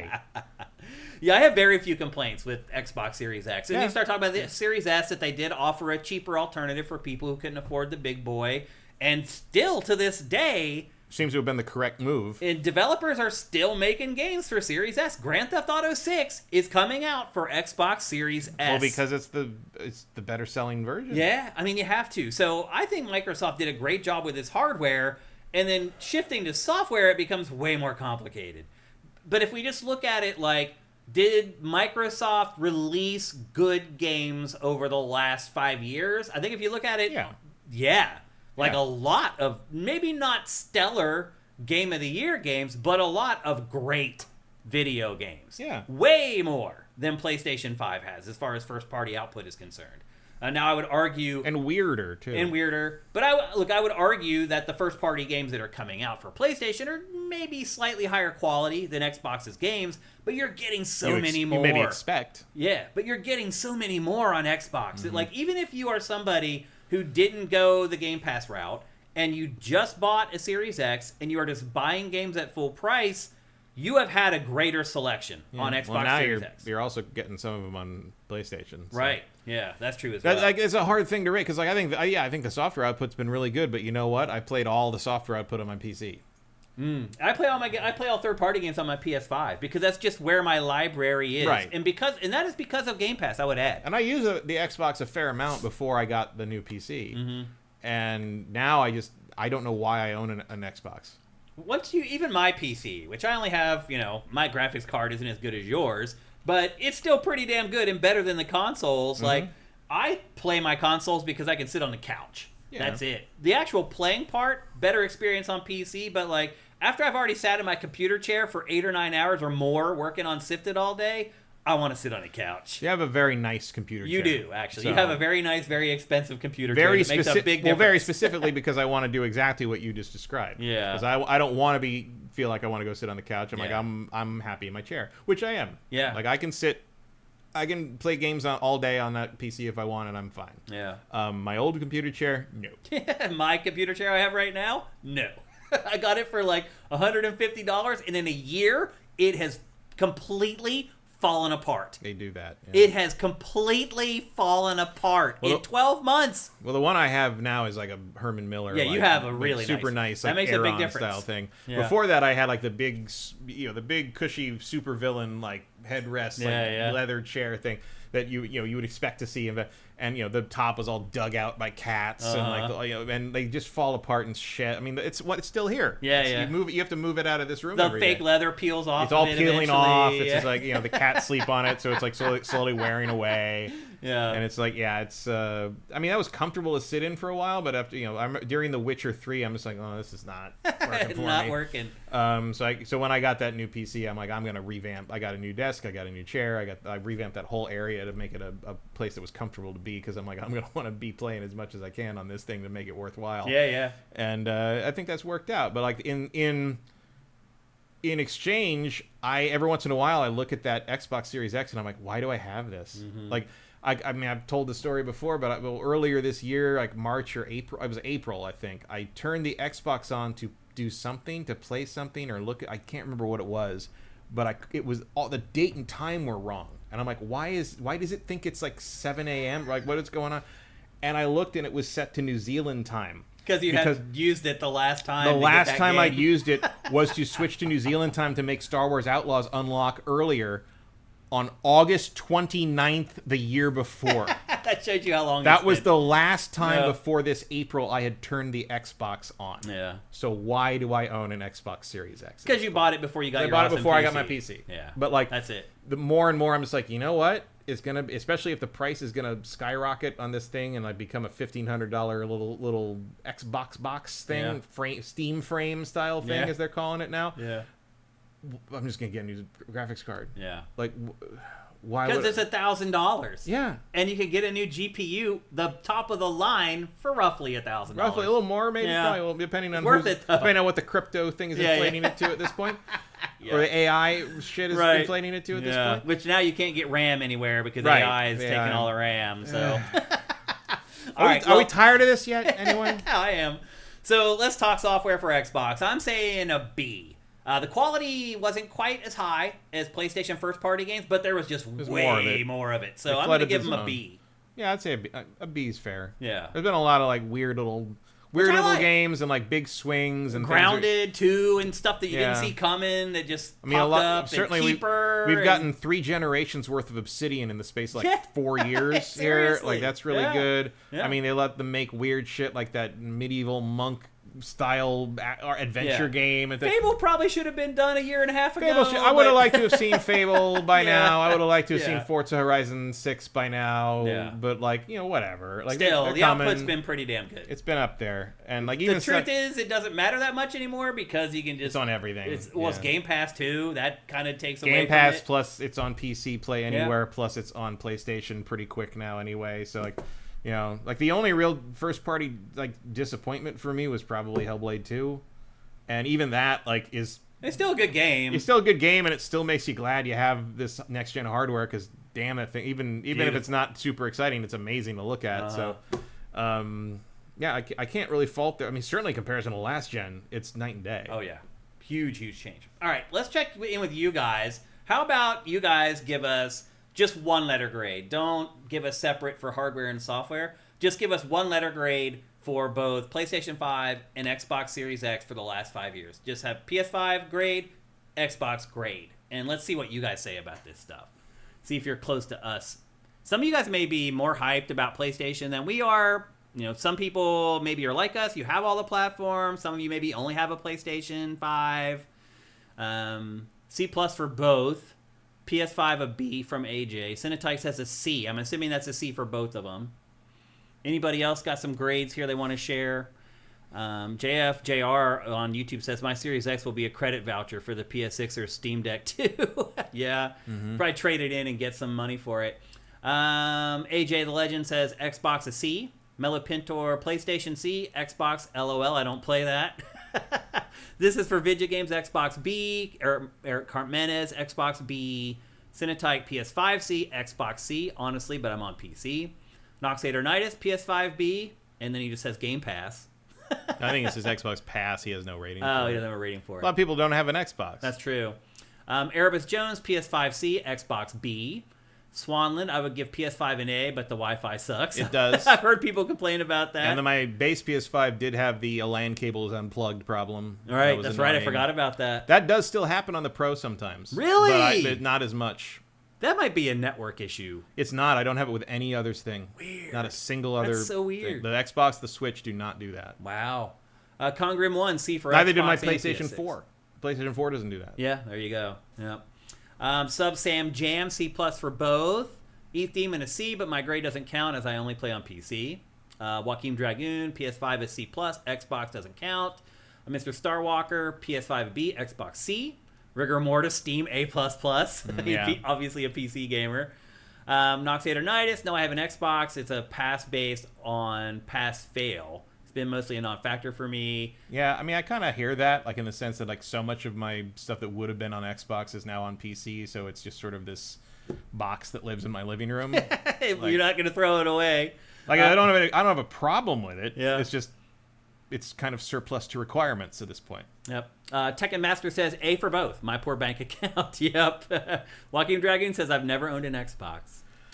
I've always owned an. I mean, like I said, I think assuming what they're doing is going to be what they do, as we're hearing so far, I think the next Xbox will be the first console I don't buy since the Jaguar. We talked about this. I won't buy it either. Why would you? Like what? I already have a point. good PC. Yeah. There's no reason to own it, and they're going to push you towards getting a PC anyway. Like, yeah. I mean, they're going to tell you to get a PC. So I think you're right, and it's like basically like a sly way of justifying getting out of hardware. Yeah. The following generation. Yeah, it's a slick way to do it, guilt-free. Well, especially because I think they're gonna do the same thing they did with the Rogue and just like Let other people license make it it to someone who already makes the thing. Then it's really out of your boom. hair. Like yeah, not our problem. Talk to they, Asus. they might even do something like what this like the 3DO and the CDI did, where you just like have multiple different companies' versions of it.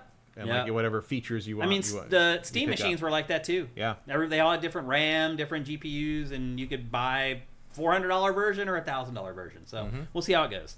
Anyway, we do need to move on to our last game of this week's episode. We're going to talk about Once Upon a Katamari, the first Katamari game in over a decade. It feels like it never left, Matt. Well, it's because it's the same damn game. It's like riding a bike. Yep. It is. If you are not familiar with this franchise, and you may not be, because it's been over a decade since there was a new one, it is literally a game where you just roll things up. You start with a little ball, stuff sticks to it, and you have to slowly graduate what you try to pick up with the ball, because some objects at first will be too big for the ball to pick up. As the ball becomes bigger, it's capable of picking up bigger objects. And that is pretty much the entire premise of Katamari Damacy. This game in particular, there are 10 different biomes, I guess I would describe them as. There are themed areas that you go to. Like the first one is Edo, Japan. You time travel in this right. one. First is Edo, Japan, and then there's like an Old West one, and there's just a dinosaur one, and they all just have typical like 3D platformer themes that you would expect in a 3D platformer. And most of the time, like there's a little objective that they give you, like they'll be like, just pick up all the drinks in this area. Sometimes they'll say, pick up all the clutter in this area, whatever, before you can move on. And then you have little power-ups that you can use. You get like a dash that you can use to get up ramps. You have a magnet that you can use to attract items to it. There's a radar that you can get, so when they say to you, like, pick up all the drinks in this map, the drinks are highlighted so you can easily find them. And that's pretty much it. Like, you go to, like, a little hub, and, like, the Edo, Japan hub is the biggest of them all. Like, it seems to represent almost half the game. Yeah, it's kind of a lie. Yeah. Because the other stuff is not as robust as that. And Yeah, like, the other 9 that you go to, there's like 2 or 3 missions on each one. Because early on, you're like, oh, if the whole game is like this is huge. And then it's like, no, it's not. Not like that at all. That's not how it works. This game is still, I think, plenty big enough. Yeah, you can only do this for so long. Because it is a very simple concept that basically lives and dies on whether you find it funny and entertaining or not. And even it seems to know that it's wearing a little thin. Yeah. Like, it makes a lot of jokes at its own expense. Yeah, it does. A fair amount. Yeah. And it's like, you guys know this is about as far as you can push this. This is another one of those franchises where I have to separate myself from it and say, Shane, you've been playing this franchise since 2004? Is that when the first one came out? Yes, 2004. You've been playing this franchise for 21 years. Most other people have not. Yeah. And even then, we haven't played it in over 10. Right. It's been forever. But this still, after 6 or 7 hours, I was starting to have to really work. Yeah. Well, and also it's like, this game is 6 or 7 hours. Right. Like, even the first one was like 6 hours. You could do that pretty quick. I mean, obviously you could go back and challenge yourself to larger Katamaris. Right. But like, in general, you're just sort of going through, finishing the level, seeing the funny stuff that happens, and moving on. And that's pretty much it. That's pretty much the funny this stuff is when you pick up things that move. Yeah. The things that move or whatever the king says, like... I didn't find the king and the writing and stuff in this to land like it used to for me. How about you? Not really. And I don't know why. I don't know if it's me or if it's the king or if it's the writing or if it's just we've seen it too much. Actually, the thing that I like the most is that he constantly calls you the prince. Yeah. Whether the makes any sense or not. And your cousins and the cousins. Well, because he constantly goes like, all right, the prince, get on there and do the thing. It's like, good work, the prince. Like it's like that's kind of funny. Even for you, the prince. Also, one thing I will say about this game is that I played it for capture on a 1080p monitor. And I was fine. It was fine. I went out and played it on my big OLED LG TV, and I got motion sickness from this game. And there are no settings for graphics in this game. You can't go and set it to performance or quality. It just plays. And so I'm not sure what caused that, but it reminded me of that game Jaws Unleashed that I played years and years ago. Oh, yeah. It did the same thing to me. I was down and out for like an hour and a half after I played this on the big TV. And then I went back into my capture station and was fine again. I don't know what's going on. I'm just letting you know that happened to me. So... I know on PC the options are just as bare bones. Yeah. You can barely adjust anything in the graphics wise. There's no graphics adjustments other than like VSync and windowed or full screen in the resolution.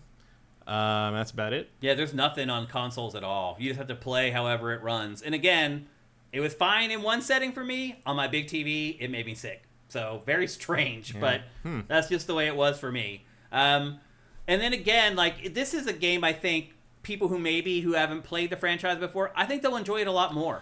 Yeah, if you've never experienced this, I think it's probably going to be... it'll stay about as fresh as it could be. Because the first Katamari, I never got sick of it. I played it all the way to the end, and I never got bored or thought it was repetitive. But what about the other, like, 4?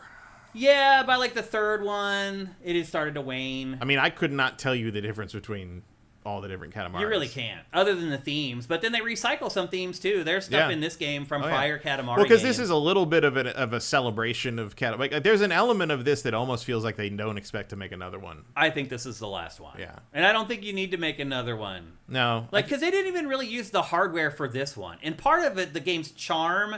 are these low poly characters? Yeah, and the way it looks is intentionally and weird animation. That's the charm of the game. Yeah, it's sort of like that everything game where the bears rolled everywhere. Right. So I don't know that like making a game that like, whoa, wow, you could tell that runs on PS5. I don't want to play the photo real Katamari game. That's not that's not a thing I need. So I don't think it's hardware advances that this franchise advances like a lot of other ones do. No. And there's just not much else you can do. Yeah. Like because if you change it too much, it's not Katamari anymore. And you're gonna piss off. Like, it's not gonna provide the same sort of experience.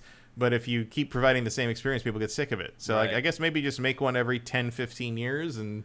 That's that. That's that. For the new generation of people who didn't play the last didn't know one. what it was. Yeah. Because it's like, I mean, I think this is a game that a lot of people fondly remember, but maybe didn't like keep it in the library for 21 years, you know? I'm wondering if this is a game worth buying. I mean, I bought it physical, but I'm wondering if this is a game worth buying and collecting and may be worth money someday. Maybe. It's hard to say. Yeah. You know, I went and got it at Best Buy, and it was the only copy that they got in. I mean, that seems to be true of everything these days. I mean, I go to Best Buy to get games a lot. At least they get copies of them. Big games, they'll get like 20. Small games, they'll get 10. And then for games like this, it's 1 to 5. So there aren't a lot of copies out there, physical copies of this. You might want to snag one, and it's only $40, so it's not like it's a full price game. But I do think that people who have not played this will like it a lot more than people who have played this franchise a bunch. Do you think this is the best Katamari game? I don't even know how to gauge that. Because they're all so similar. Yeah, I think the first one's probably still the best one. It's either the first one or We Love Katamari would be my picks. This is good. It's fine. This is absolutely fine. I think it's a little too self-aware to be as impactful as the other one. Like, there was something like really like endearing about the first couple because they were so weird and so earnest about it. I still cannot believe in the first game there's a thing where you roll up the thing and the king of all cosmos turns it into a moon and decides he didn't like it, so he blows it up and tells you to do it again. And it cuts to the little boy, the human boy, who goes, the prince blew up the moon he just made. Rich people sure are different. And I'm like, how is that not a meme? Like, how has that not become like just a general thing you post when rich people do some stupid shit in the news? Like what in the why is that not a thing? Because the picture is just a picture of the boy looking right at you and it says, rich people sure are different. It's like, why is that not? It should be. But we're getting now to why this franchise has a new entry 21 years later. It's that. And that is what really sells this game. Like, if you look at low poly models animating horribly and you don't find that humorous, you're probably not gonna like the humor in this. Or just game like at weird all. For the sake of weird, and how some of it's just because so much of this weird, what incredibly tedious people would call random humor, like it's sort of everywhere now. When this came out, that intro was like nothing else in the world at the time. I remember just sitting and laughing my ass off at it. Well, I remember. So at the time that was pretty shortly after we moved to LA for G4, and Blair Butler, writer, comedian extraordinaire, now horror writer for many major motion pictures. Yeah, that's just crazy. She was staying in my second bedroom. She was moved in as my roommate until she could find her own place.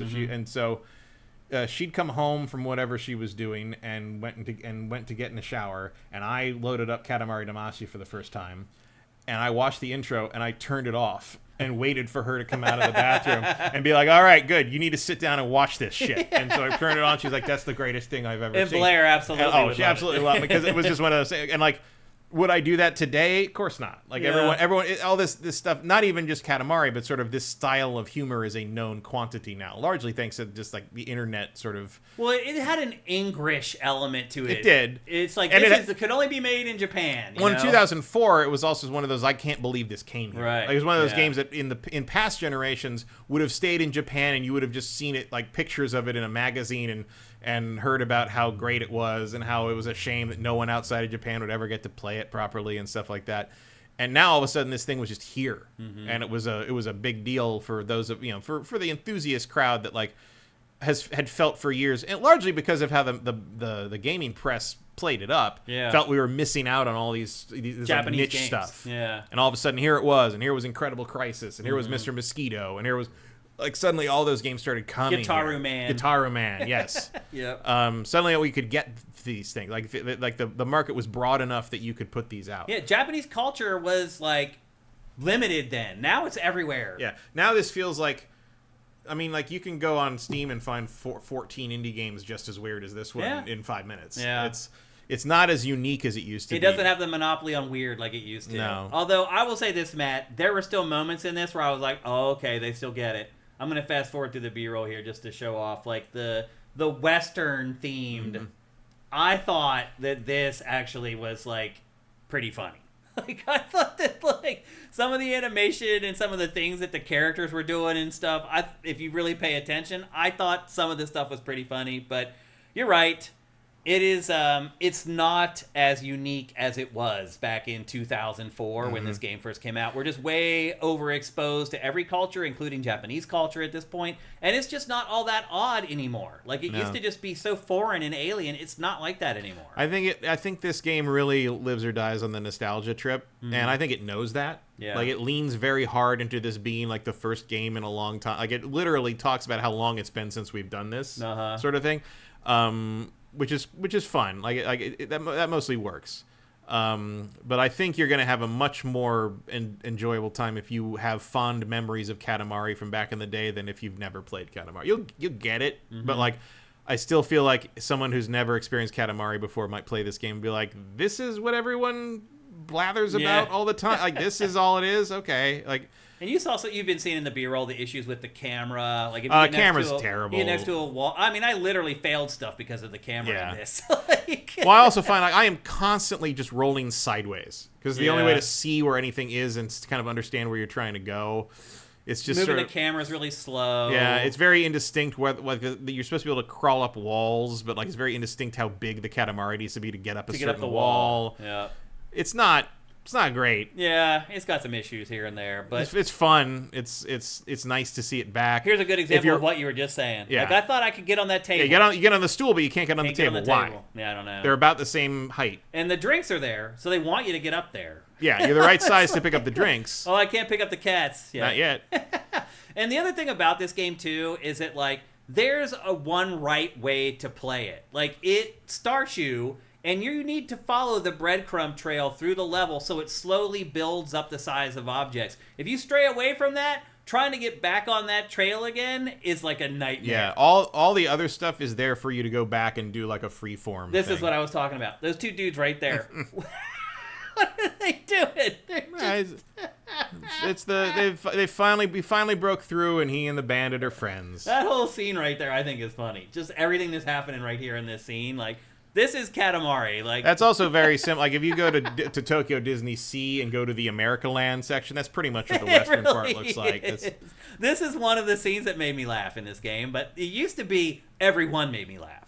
And in this, it's just like select scenes or whatever. So it's still better than nothing because most games never make me laugh. So yeah, there's a little bit of a thing where like and then you pick up the giant thing, it makes you roll weird. It's like there's an old my favorite episode of Mystery Science Theater is called Pod People, and it's a dumb E.T. ripoff movie from I think Montreal or something, and it's very fun. These are funny too. The people riding the horses. There's a scene where the alien E.T. equivalent starts doing like magic stuff and like causing everything in the room to like wiggle back and forth and the toys dance and stuff, and the robots go, "Uh-oh, it's wacky," and like there's a lot of stuff in this game that makes me think it makes the robot, the crow robot in my head, the Tom Servo in my head go, "It's wacky." I guess it's really trying hard to like capture that like effortless weirdness of the old Katamaris, and it's not really. It's a very difficult balancing act, and it pulls it off about 30% of the time, I'd say. Yeah, which is I guess pretty good. That's pretty. I mean, most games never make me laugh ever. Yeah. So this did make me legitimately laugh it several also, times. In that sense, it also suffers in being in the same period of time when I'm playing Dispatch because I have laughed out loud at Dispatch like more times than I can count. Oh, okay. Like Dispatch is very funny. Well, that's good to hear. I haven't got to that part of the game yet where it gets the stuff in the office is very funny. Like awesome. once you meet Phil Lamar's character, it's really good. It's so good. All right. So good. All right. Well, there you go. That is Once Upon a Katamari. It's $40. Would you tell people to buy it? Probably not. I wouldn't either, unless they've never played a Katamari game before. Yeah, and even then, it's like I don't know how you're gonna feel about this because you don't know. It's such an avant-garde concept. The only slam dunk purchase for this is if you just loved Katamari back in the day and you desperately want to play some new stuff with Katamari and have a little nostalgia. It does have a little bit of that magic. It has that. Yeah. But not enough, I would argue. But there's also an argument to be made for just hooking the PS2 up again and playing Katamari again. Its Metacritic average is like 85 or something. Critics are like fawning over it. Well, that seems to indicate to me that it was timed correctly. Yeah. Like if it must have hit the nostalgia sweet spot for the people who are the right age and are writing the reviews right now. Yeah. So there you go. Maybe I mean that's good timing then. Yeah. I think is what I'd call that. All right, there you go. That's Once Upon a Katamari. It's available for PC, PS5, Xbox Series, and Switch for $40. And with that, it's time to get on to the lightning round, news roundup, where we quickly, hopefully, go over some of the stories that weren't quite big enough to make it into the rest of GameFace. And we have another great lineup this week. Actually, a couple of people commented on YouTube about how good the lightning round was last week. They're just like, wow, good lightning round. So I think we have almost as a good one this week as well. Let's get to it. First up in the lightning round, Matt, Todd Howard finally came out of hiding. I think he may have been hiding because of Starfield. It's kind of disappeared for the last 6 months. He came out of hiding for, what was it, Fallout Day or something? Yeah, it was the Fallout Day anniversary thing or whatever. Yeah, so Fallout 4 Anniversary Edition came out yesterday, and Todd went on the record with a comment, finally, about the Elder Scrolls 6. And he said that the Elder Scrolls 6 is still a long ways off. Duh. It was announced in 2020, if I remember correctly. No, it was long before that. Was it before that? It was at E3. Was it 2018, maybe? It was the same time they announced Starfield. It was at that Bethesda oh, press right. event thing. Yeah, you're right. You got this shot. And that was it. And that's all we got. Well... And you remember back then, everyone was saying, it's like, oh, it's going to be like 2020. I'm like, we aren't seeing this shit for 10 years. You were right. And I was wrong, because we're going to be more than 10 years. You're right, it is going to be more than 10 years. We're not seeing this shit till 2030 or some shit. Skyrim. This is a next-gen game. I think it is. This is right. a next-gen. Yeah. Skyrim is still the latest Elder Scrolls to be released. Yeah. That's just 2011. insane. That is insane. But the wait goes on. I don't know how this game ever lives up to expectations. How could you after all this time? I don't know. I mean, Grand Theft Auto 6 is going to face the same sort of impossible. I mean, if this thing comes out and it's still the same fucking Gamebryo modded to hell and back that Starfield is, with all this, I mean, what are you doing? What were you doing? What were you doing? I really have a feeling it's going to be. It feels like it. Mm-hmm. Do you really expect a revolution in combat design from Bethesda? Some of the comments that they made about Starfield post-launch have me really nervous that that's just the way it's going to be. I mean, it wouldn't suffer as much as Starfield, because one of Starfield's problems is like just continuity of scene, like the fact you have to jump between space and ground and ship, and like there's no seamlessness between them is a problem. Elder Scrolls doesn't have that problem. You're just wandering around a fantasy world, like it's different. I'll tell you this much: it better be big. It better cover a lot of ground. One of the you mean like geographically? Geographically, like in terms size wise. I don't just mean size wise. I mean like, and I know it's supposed to be in like the Red Guard's place, the wherever the name of that place. Can you also give us like Elsewhere or like something? I mean, I know that Elder Scrolls Online has pretty much the whole world of Tamriel in it now. Like, which is cool. Like I kind of want to see more of that. I mean, obviously the standalone games are more detailed. And, the Skyrim in Skyrim is obviously a lot more in depth than the Skyrim in Elder Scrolls Online. I don't know. Like I don't know how that's gonna play out, or if it's going to be satisfying, or like what place they've chosen. I'll tell you this much: I did back an Elder Scrolls board game, which largely because they already have a big chunk of it out, and they did a new Kickstarter for the next like wave of expansion stuff, and they're going to do a third wave of expansions, because the ultimate goal is for this board game to literally cover the entire world of Tamriel. Wow. Every expansion is a continent. Oh wow! And so eventually, after the third one, you're going to have this big box which stores the entire world of Tamriel. And you're going to be able to go anywhere you want in this board game. Wow! And so I'm like, okay, I'm in, because like the more complete portrayal of the world beyond what Elder Scrolls Online does is really what I'm interested in. Yeah. Like having, and like I wonder what they're gonna do with this that's gonna like make us say like, well, I'm glad we waited 17 years for this or whatever. I'm sure the overwhelmingly positive reception to the Oblivion remaster was encouraging for Bethesda. Probably, although that thing's still not fixed fully. Which is discouraging to people who actually paid for it. Agreed. Anyway, Elder Scrolls 6, don't hold your breath. We got a long way to go, people. I mean, I don't know how many times I've had to say, it's like, no, not even close. Like, everyone's just like, oh, it's got to be only like 2 years. I'm like, they haven't even started. It's not barely. It sounds like it's just now going into full production. Pretty much. It looks like it. Yep. All right, next up in the lightning round. They had to make Starfield. Yeah. We covered this game 3 weeks ago, and none of you cared. Literally nobody cared. Nobody commented once about the game when we published the episode on SIFTD. Nobody commented once on the game when we published the episode on YouTube. Nobody commented on the game on any of the podcast services that our show is on. And that game is Arc Raiders. And Arc Raiders is now like the biggest game in the frickin' world. But when we talked about it here on the show... Just like Marvel Rivals. None of y'all cared. Well, this just destroyed Battlefield 6 and Helldivers 2 over the weekend. It is the biggest extraction shooter ever. Now, I've been seeing, like, some people I know online have been talking about waiting to play this since, like, March. Like the people I know who are into this kind of extraction shooter, like co-op stuff, they've been talking about this for all year. It is gigantic. It is Nexon's biggest launch ever. That's impressive. Nexon is not a small company. I mean, it's been making games like this, multiplayer online games. That's its business, and It's crushing it. Yeah. I mean, I don't have any interest in this game, but like I didn't really see enjoy it at all. But people are loving it. People are into it. People are saying that it's like the lighter, gentler extraction shooter, and that's why people are resonating with it. It does seem like you are more likely to get something out of your time than just like a complete wipeout. Yeah. So I get it in that regard. I'm shocked at this game. Again, this is an exception where I can watch the data for games on SIFTD and tell whether people care about them or not.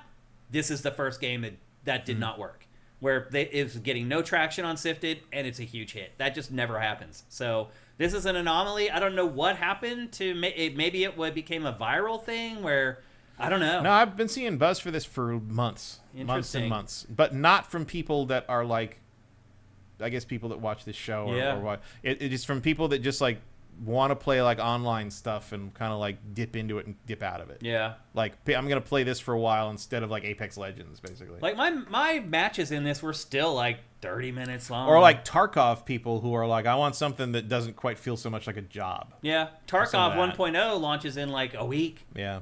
For 1.0, it's finally hitting after like 7 years in the same month that this game shows up and blows up. So all I'm going to say is if this game piqued your interest at any point, go play it. It's not free. I think it's $30 or $40. But my point is that at least I would say for the next 12 months, there's going to be people to play with. Yeah, so maybe Sony should take a hard look at this and kind of maybe try to figure out what happened here. Well, that's the other thing. It clearly wasn't the $40 keeping people out of Concord. Yep. Marathon is supposedly coming by March. That's an extraction shooter. So PlayStation should definitely be looking at this game and figuring out what they're doing right. What's the secret sauce? How do they get people engaged? How do they get new people to sign up? Whatever it's doing, it is working. So I think part of it is that it just kind of looks cool. Yeah. Like I'm disappointed when I remember that this is an extraction shooter. Yeah. Like it looks like an interesting world. The robots are cool looking. Like the scale is cool. Like it's an attractive thing to visually. It's like, oh, that's neat. It all looks pretty neat. Yeah. I just wish it was something else. I moderately enjoyed it when I played it. I definitely did not pick up on any kind of a special spark that clued me into like, wow, this is going to be big. I did not see that at all. Again, didn't see it in the data before launch either. So. I was expecting it to be big just based on how many people I know online who are constantly talking about it since like earlier this year. Like I don't see those people talk about stuff like that. Like they talk about what they're playing now. They don't talk about what they want to play later. Yeah. The fact that so many of these people that just play online stuff exclusively were saying arc raiders, like as far back as like February and March. I'm like, okay, like this audience is interested for whatever. Like I can't tell you why. Like I don't have any insight on exactly what caused that. But arc raiders was like the thing on the horizon to the people who are interested in this kind of game for months now. Yeah. And in terms of my very small sample size, like they all were talking about arc raiders for months. Interesting. So well, I don't know what to tell you. It worked because it has blown the F up. All right, next up on the lightning round, there was another delay this week. Not just Grand Theft Auto 6, but this got lost in the shuffle. But this also hurt me. This hurt maybe more than Grand Theft Auto 6 for me. And that is that Marvel 1943 Rise of Hydra has been delayed indefinitely.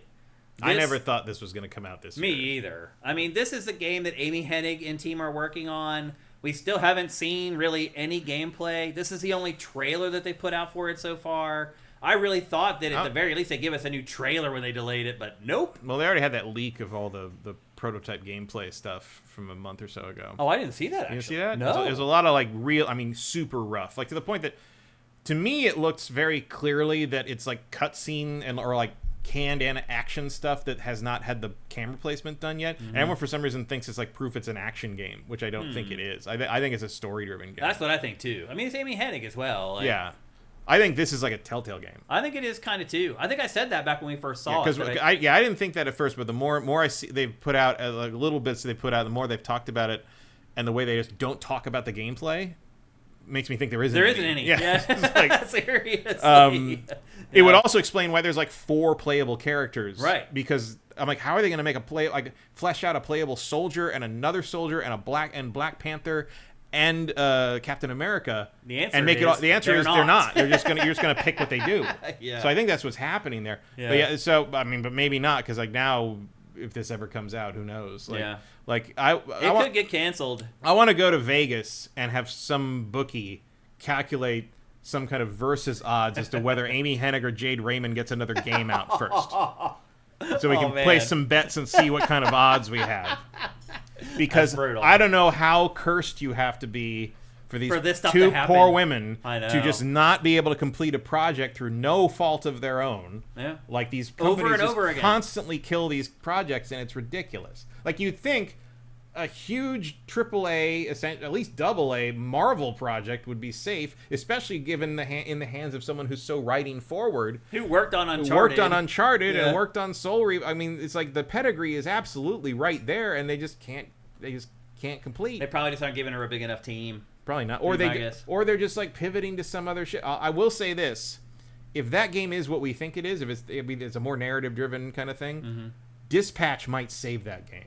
Seriously, it might open people's minds up to the concept and the idea if I were adventure-driven. If I were Amy Hennig, I'd be like saying, like, look, like, this can work. This kind of the game. I mean, if that is indeed what the game is, I don't know, but like, I would be like, look at that. Like if we play our cards right, we can get in on that wave. Well, hopefully bigger than that even. I mean, if for a Marvel game, you're hoping it's even bigger. I mean, Dispatch starts from nothing. Yeah. Dispatch starts from a general interest in a subject. Marvel 1943 starts from built-in interest. Marvel with those starts from Captain America and Black Panther. Can we not forget that the Black Panther movie made over $1 billion? Yep. Like there's a market for Black Panther. Oh yeah, like, absolutely. Go get it. Yep. Go get it. Yep. Next up in the lightning round.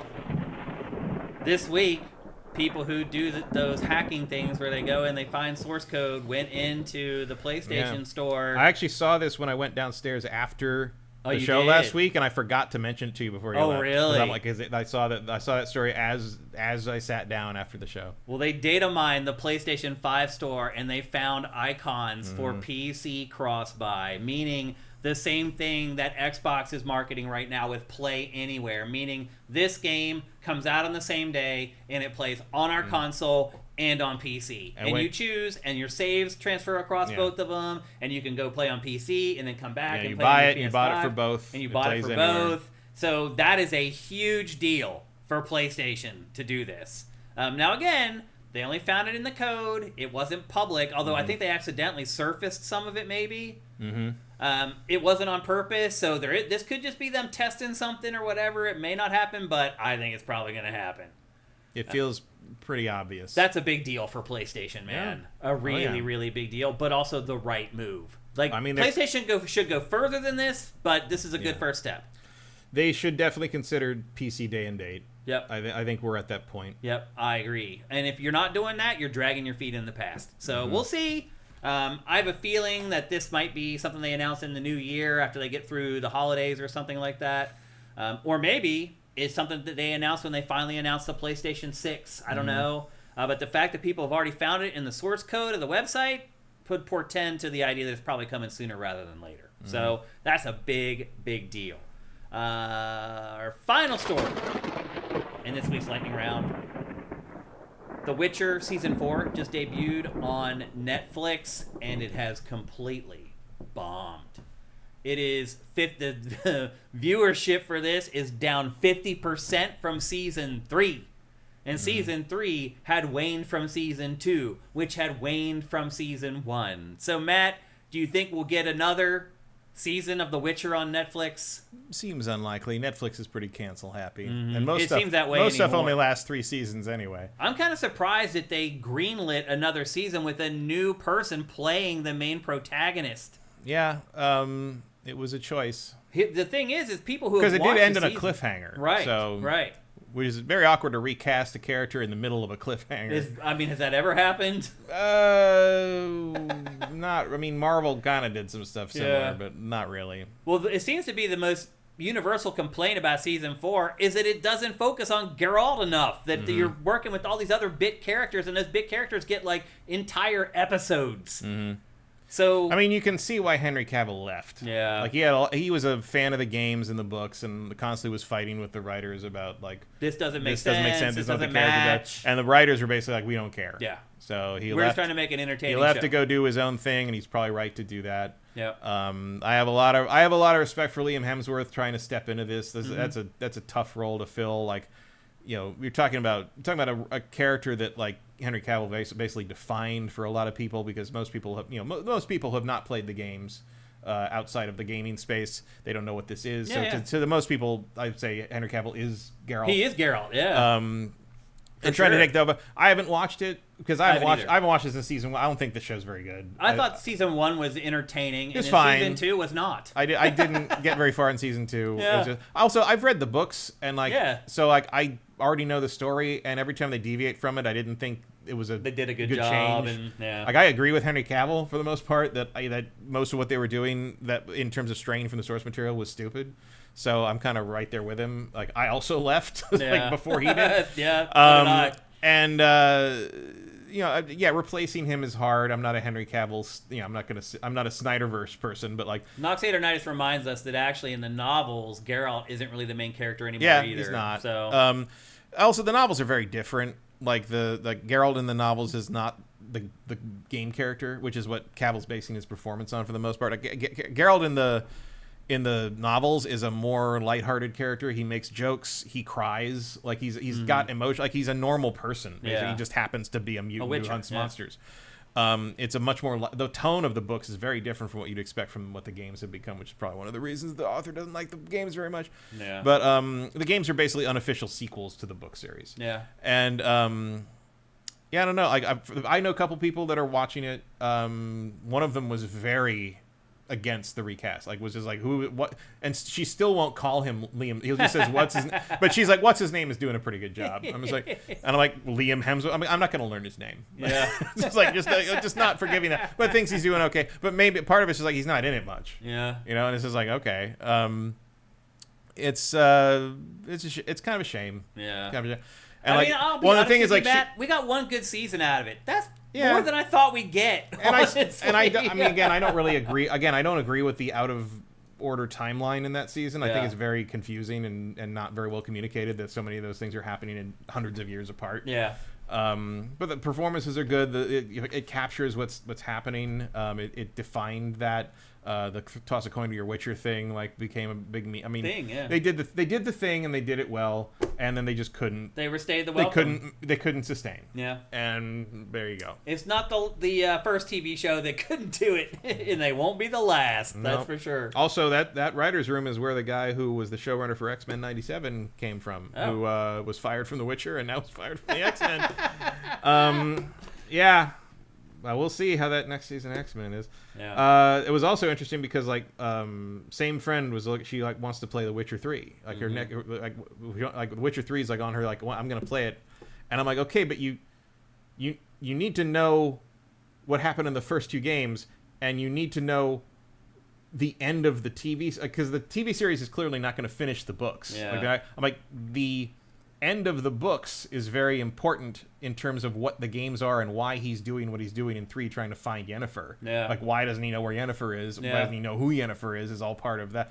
And she's like, well, don't tell him. Like, are you going to read the books? She's like, well, I don't know if I'll get through. I'm like, the games are going to tell you how the books end. Like, the end of it. So it's like this weird thing. She's like, maybe I'll just wait till the TV. So I'm like, the TV series, even before this premiered, I'm like, the TV series is not going to finish the book. Like, they need 2 more years, 2 more seasons. And I guess you could play it when you're 60, but yeah, if they finish them, because that's the other problem with this is it took so long because of the problems and the recasting and all that. It's how long ago was season 3? 3-4 years? Too long ago. That's Netflix's problem in general, I think. Though. That's all streaming's problem. Yeah. It's good for Marvel for they're getting the next season of Daredevil out next spring, this March, great. Which is exactly what you need to do. The other thing I'll say in terms of that tangentially is. Everyone's dismissing Wonder Man right now, which is coming next month, I think, as the last MCU thing of the year. From what I hear from people who are in the position to know, Wonder Man is actually really good. Don't let the trailers fool you. Wonder the one thing that you're supposed to look at to decide if you want to. That has happened so many times, so many times this year. Yeah. One battle after another. Great, probably an Oscar contender. Yeah. I hated every single trailer. It was awful. Every single trailer for that movie makes me never want to see it. Yeah. And Transformers 1, hated every trailer for that. Love the movie. Yeah, I agree. Also, The Running Man is coming out this week. It is tracking to make $17 million, which is would make one of the most disastrous bombs of the year. Well, Sydney Sweeney's new movie did Sydney Sweeney's, $1 million. Yeah, that made $1.3 million to 2000. So it might be the biggest wide release bomb of all time. A huge Oh, miscalculation. Part of that is because the distributor and the production company, they don't have the resources to do widespread marketing for it. I'd never even heard of it before like they started reporting that it made it bombed. in all the theaters.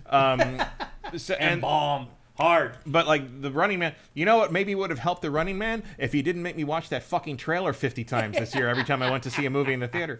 All right, we got to move on. It's just a constant thing with that. Like things take too long, you promote them too soon, you take too long to make them. The Stranger Things kids are 23. I can't even watch it. I don't know if I'm even watch the last season. I'm not. I got better things to do with my fucking life. You're watching 8 fucking feature films at this point. Get on with it. Yeah. And you know the end of that's not going to be satisfying. You know whatever the answer to this shit is going to be stupid. I know. Yep. All right. Well, that's it for the lightning round, which means there's just one thing left to do.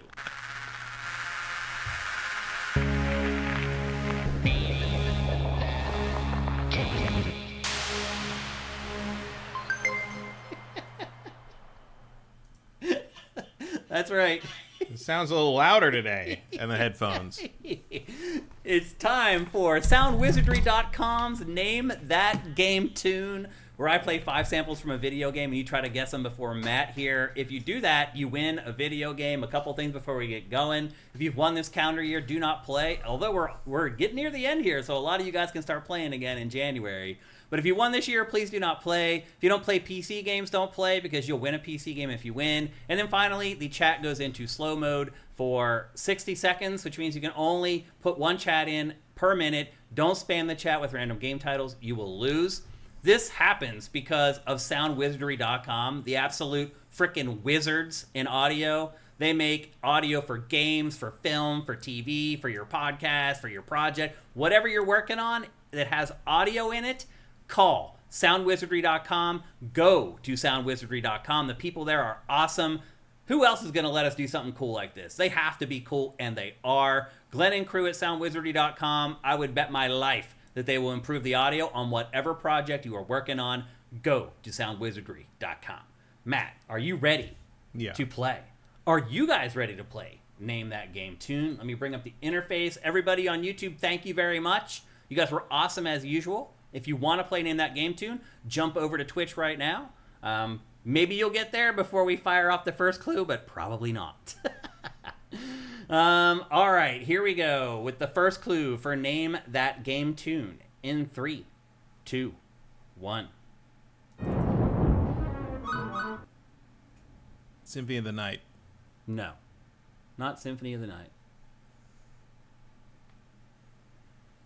Link to the Past. What'd you say? Link to the Past. Not Link to the Past. Marvel trailers suck from Swanland. A lot of them do. They do, actually. Yep. Is there anybody there? Are you guys going to guess? Or Halo, no. Mega Man X, no.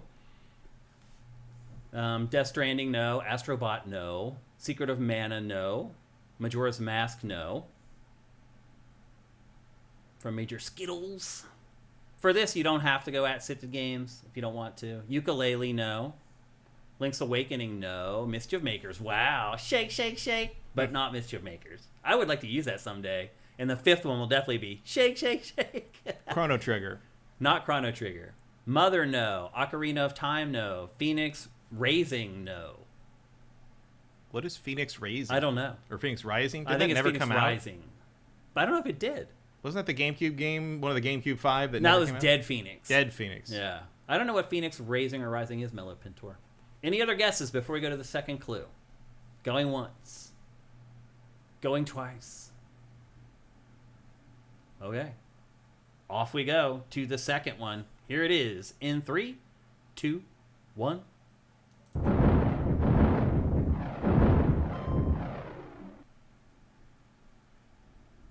Final Fantasy VI. Not Final Fantasy VI. Xenogears, no. MDK2, no. Star Fox, no. We actually did Star Fox, what, like a month ago, a month and a half ago? Final Fantasy V, no. Soul Calibur 2, no. Chrono Cross, no. Final Fantasy 4, no. Lots of Final Fantasy guesses. Haze, no. Legend of Dragoon, nope. We have a winner. It's Eric Cartmenez. I can't believe you didn't get it, Matt. It is Super Star Wars. Oh, I hate that game. Good job, Eric Cartmenez.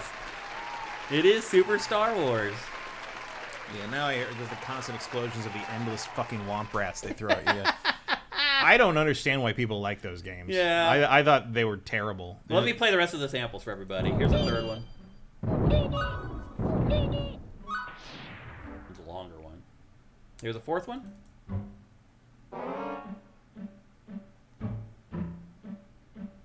Another one. And here's the fifth one. I never did put the Star Wars theme on. So I just was like, that'll just give it away. Then it's just a race to see who can type faster, you know? Oh, Immortals Phoenix Rising. Okay, yeah. Okay. You didn't misspell Phoenix the way they misspelled Phoenix, and that's why I didn't get it. Eric Cartmenez. You can send me a message here on Twitch. You can send me a message on Twitter, on SIFTD, where I'm just Shane. Blue Sky, I'm Shane Satterfield. Get at me, and we'll start coordinating and getting you your free PC game. Congratulations once again. The Jawa's Utini is almost as iconic as the Star Wars music, to be fair. That's true, actually. Yeah. All right. Well, that's going to do it for GameFace episode 458. Once again, a huge thanks to everybody on YouTube, everybody on Twitch, particularly since we started off on such a rough foot today trying to get that stuff going. Thank you for your patience on that. And thank you for improving our show with your commentary and correcting us and giving us information like all the stuff that happened today and the Sony Direct. All that stuff makes a difference. We appreciate it very much. If you like this show, you want to make sure that it continues, please consider heading over to patreon.com/SIFTD. For $5 a month, you get all our content early. It literally is just $5. I spent $5 on a donut yesterday. And you're going to get literally hours and hours and hours of entertainment. Sounds like someone was a donut friend. Seriously. I was at Primo's, which is right next door to us. Another LA institution. But, dude, a donut's $5. I ate it. It was gone in 90 seconds. $5 for us. You get hours and hours of entertainment. If you are a commuter, it's worth its weight in gold. I promise you. I get messages from commuters every single week saying that without us, their life would be a drag. Going back and forth from work every day. Go to sifted.net. We're there. It's a community full of adults who love video games. But before you do that, head to patreon.com/sifted. We'd appreciate it. And then, of course, if you don't have any money to help us out with, but you are an Amazon Prime subscriber, if you're watching on YouTube, go down below. Step-by-step instructions, how to connect your accounts. And then once you do that, it literally takes 2 or 3 clicks a month to give us $2.50 for free. We'd really appreciate that. You also get Pactor Factor a week early if you do that at twitch.tv/SiftedGames. And then finally, just like the show, leave a comment on the show, share the show on social media. All that stuff is free, and it makes a big difference for us, and we'd really appreciate it. Matt, next week, I know I have the Dragon Quest 1 and 2 remakes that I keep putting off week after week. I played like 10 hours of that because you said we were going to talk about it. We're going to talk about it. Like, it's so time consuming that like it's hard for me to find the time to get all these games in and accurately provide analysis of those games. Because you can't play those for an hour or two and be like, you should buy it or not. You just can't. No. Although, luckily, 1 and 2 are not the most complex things in the world because they're 1 and 2. Yeah. I'd completely forgotten that Dragon Quest 1 you just play one dude. Yeah. It's just like, all right. Because that's like one of the first RPGs ever. It's one of the first console. Yeah. It's drawing from Wizardry. Yeah, absolutely. That's some OG stuff there. So that'll be a next week's show. And then what else is there? It's kind of... I think next week is kind of chill. There was something that was coming up that I was interested in, but now I'm blanking on it. We'll figure it out. That's our job, is to figure out how to make an awesome video game show for you guys, and we will do it like we do every single week right here on GameFace. So have yourselves a great week filled with great games. GameFace is up and out.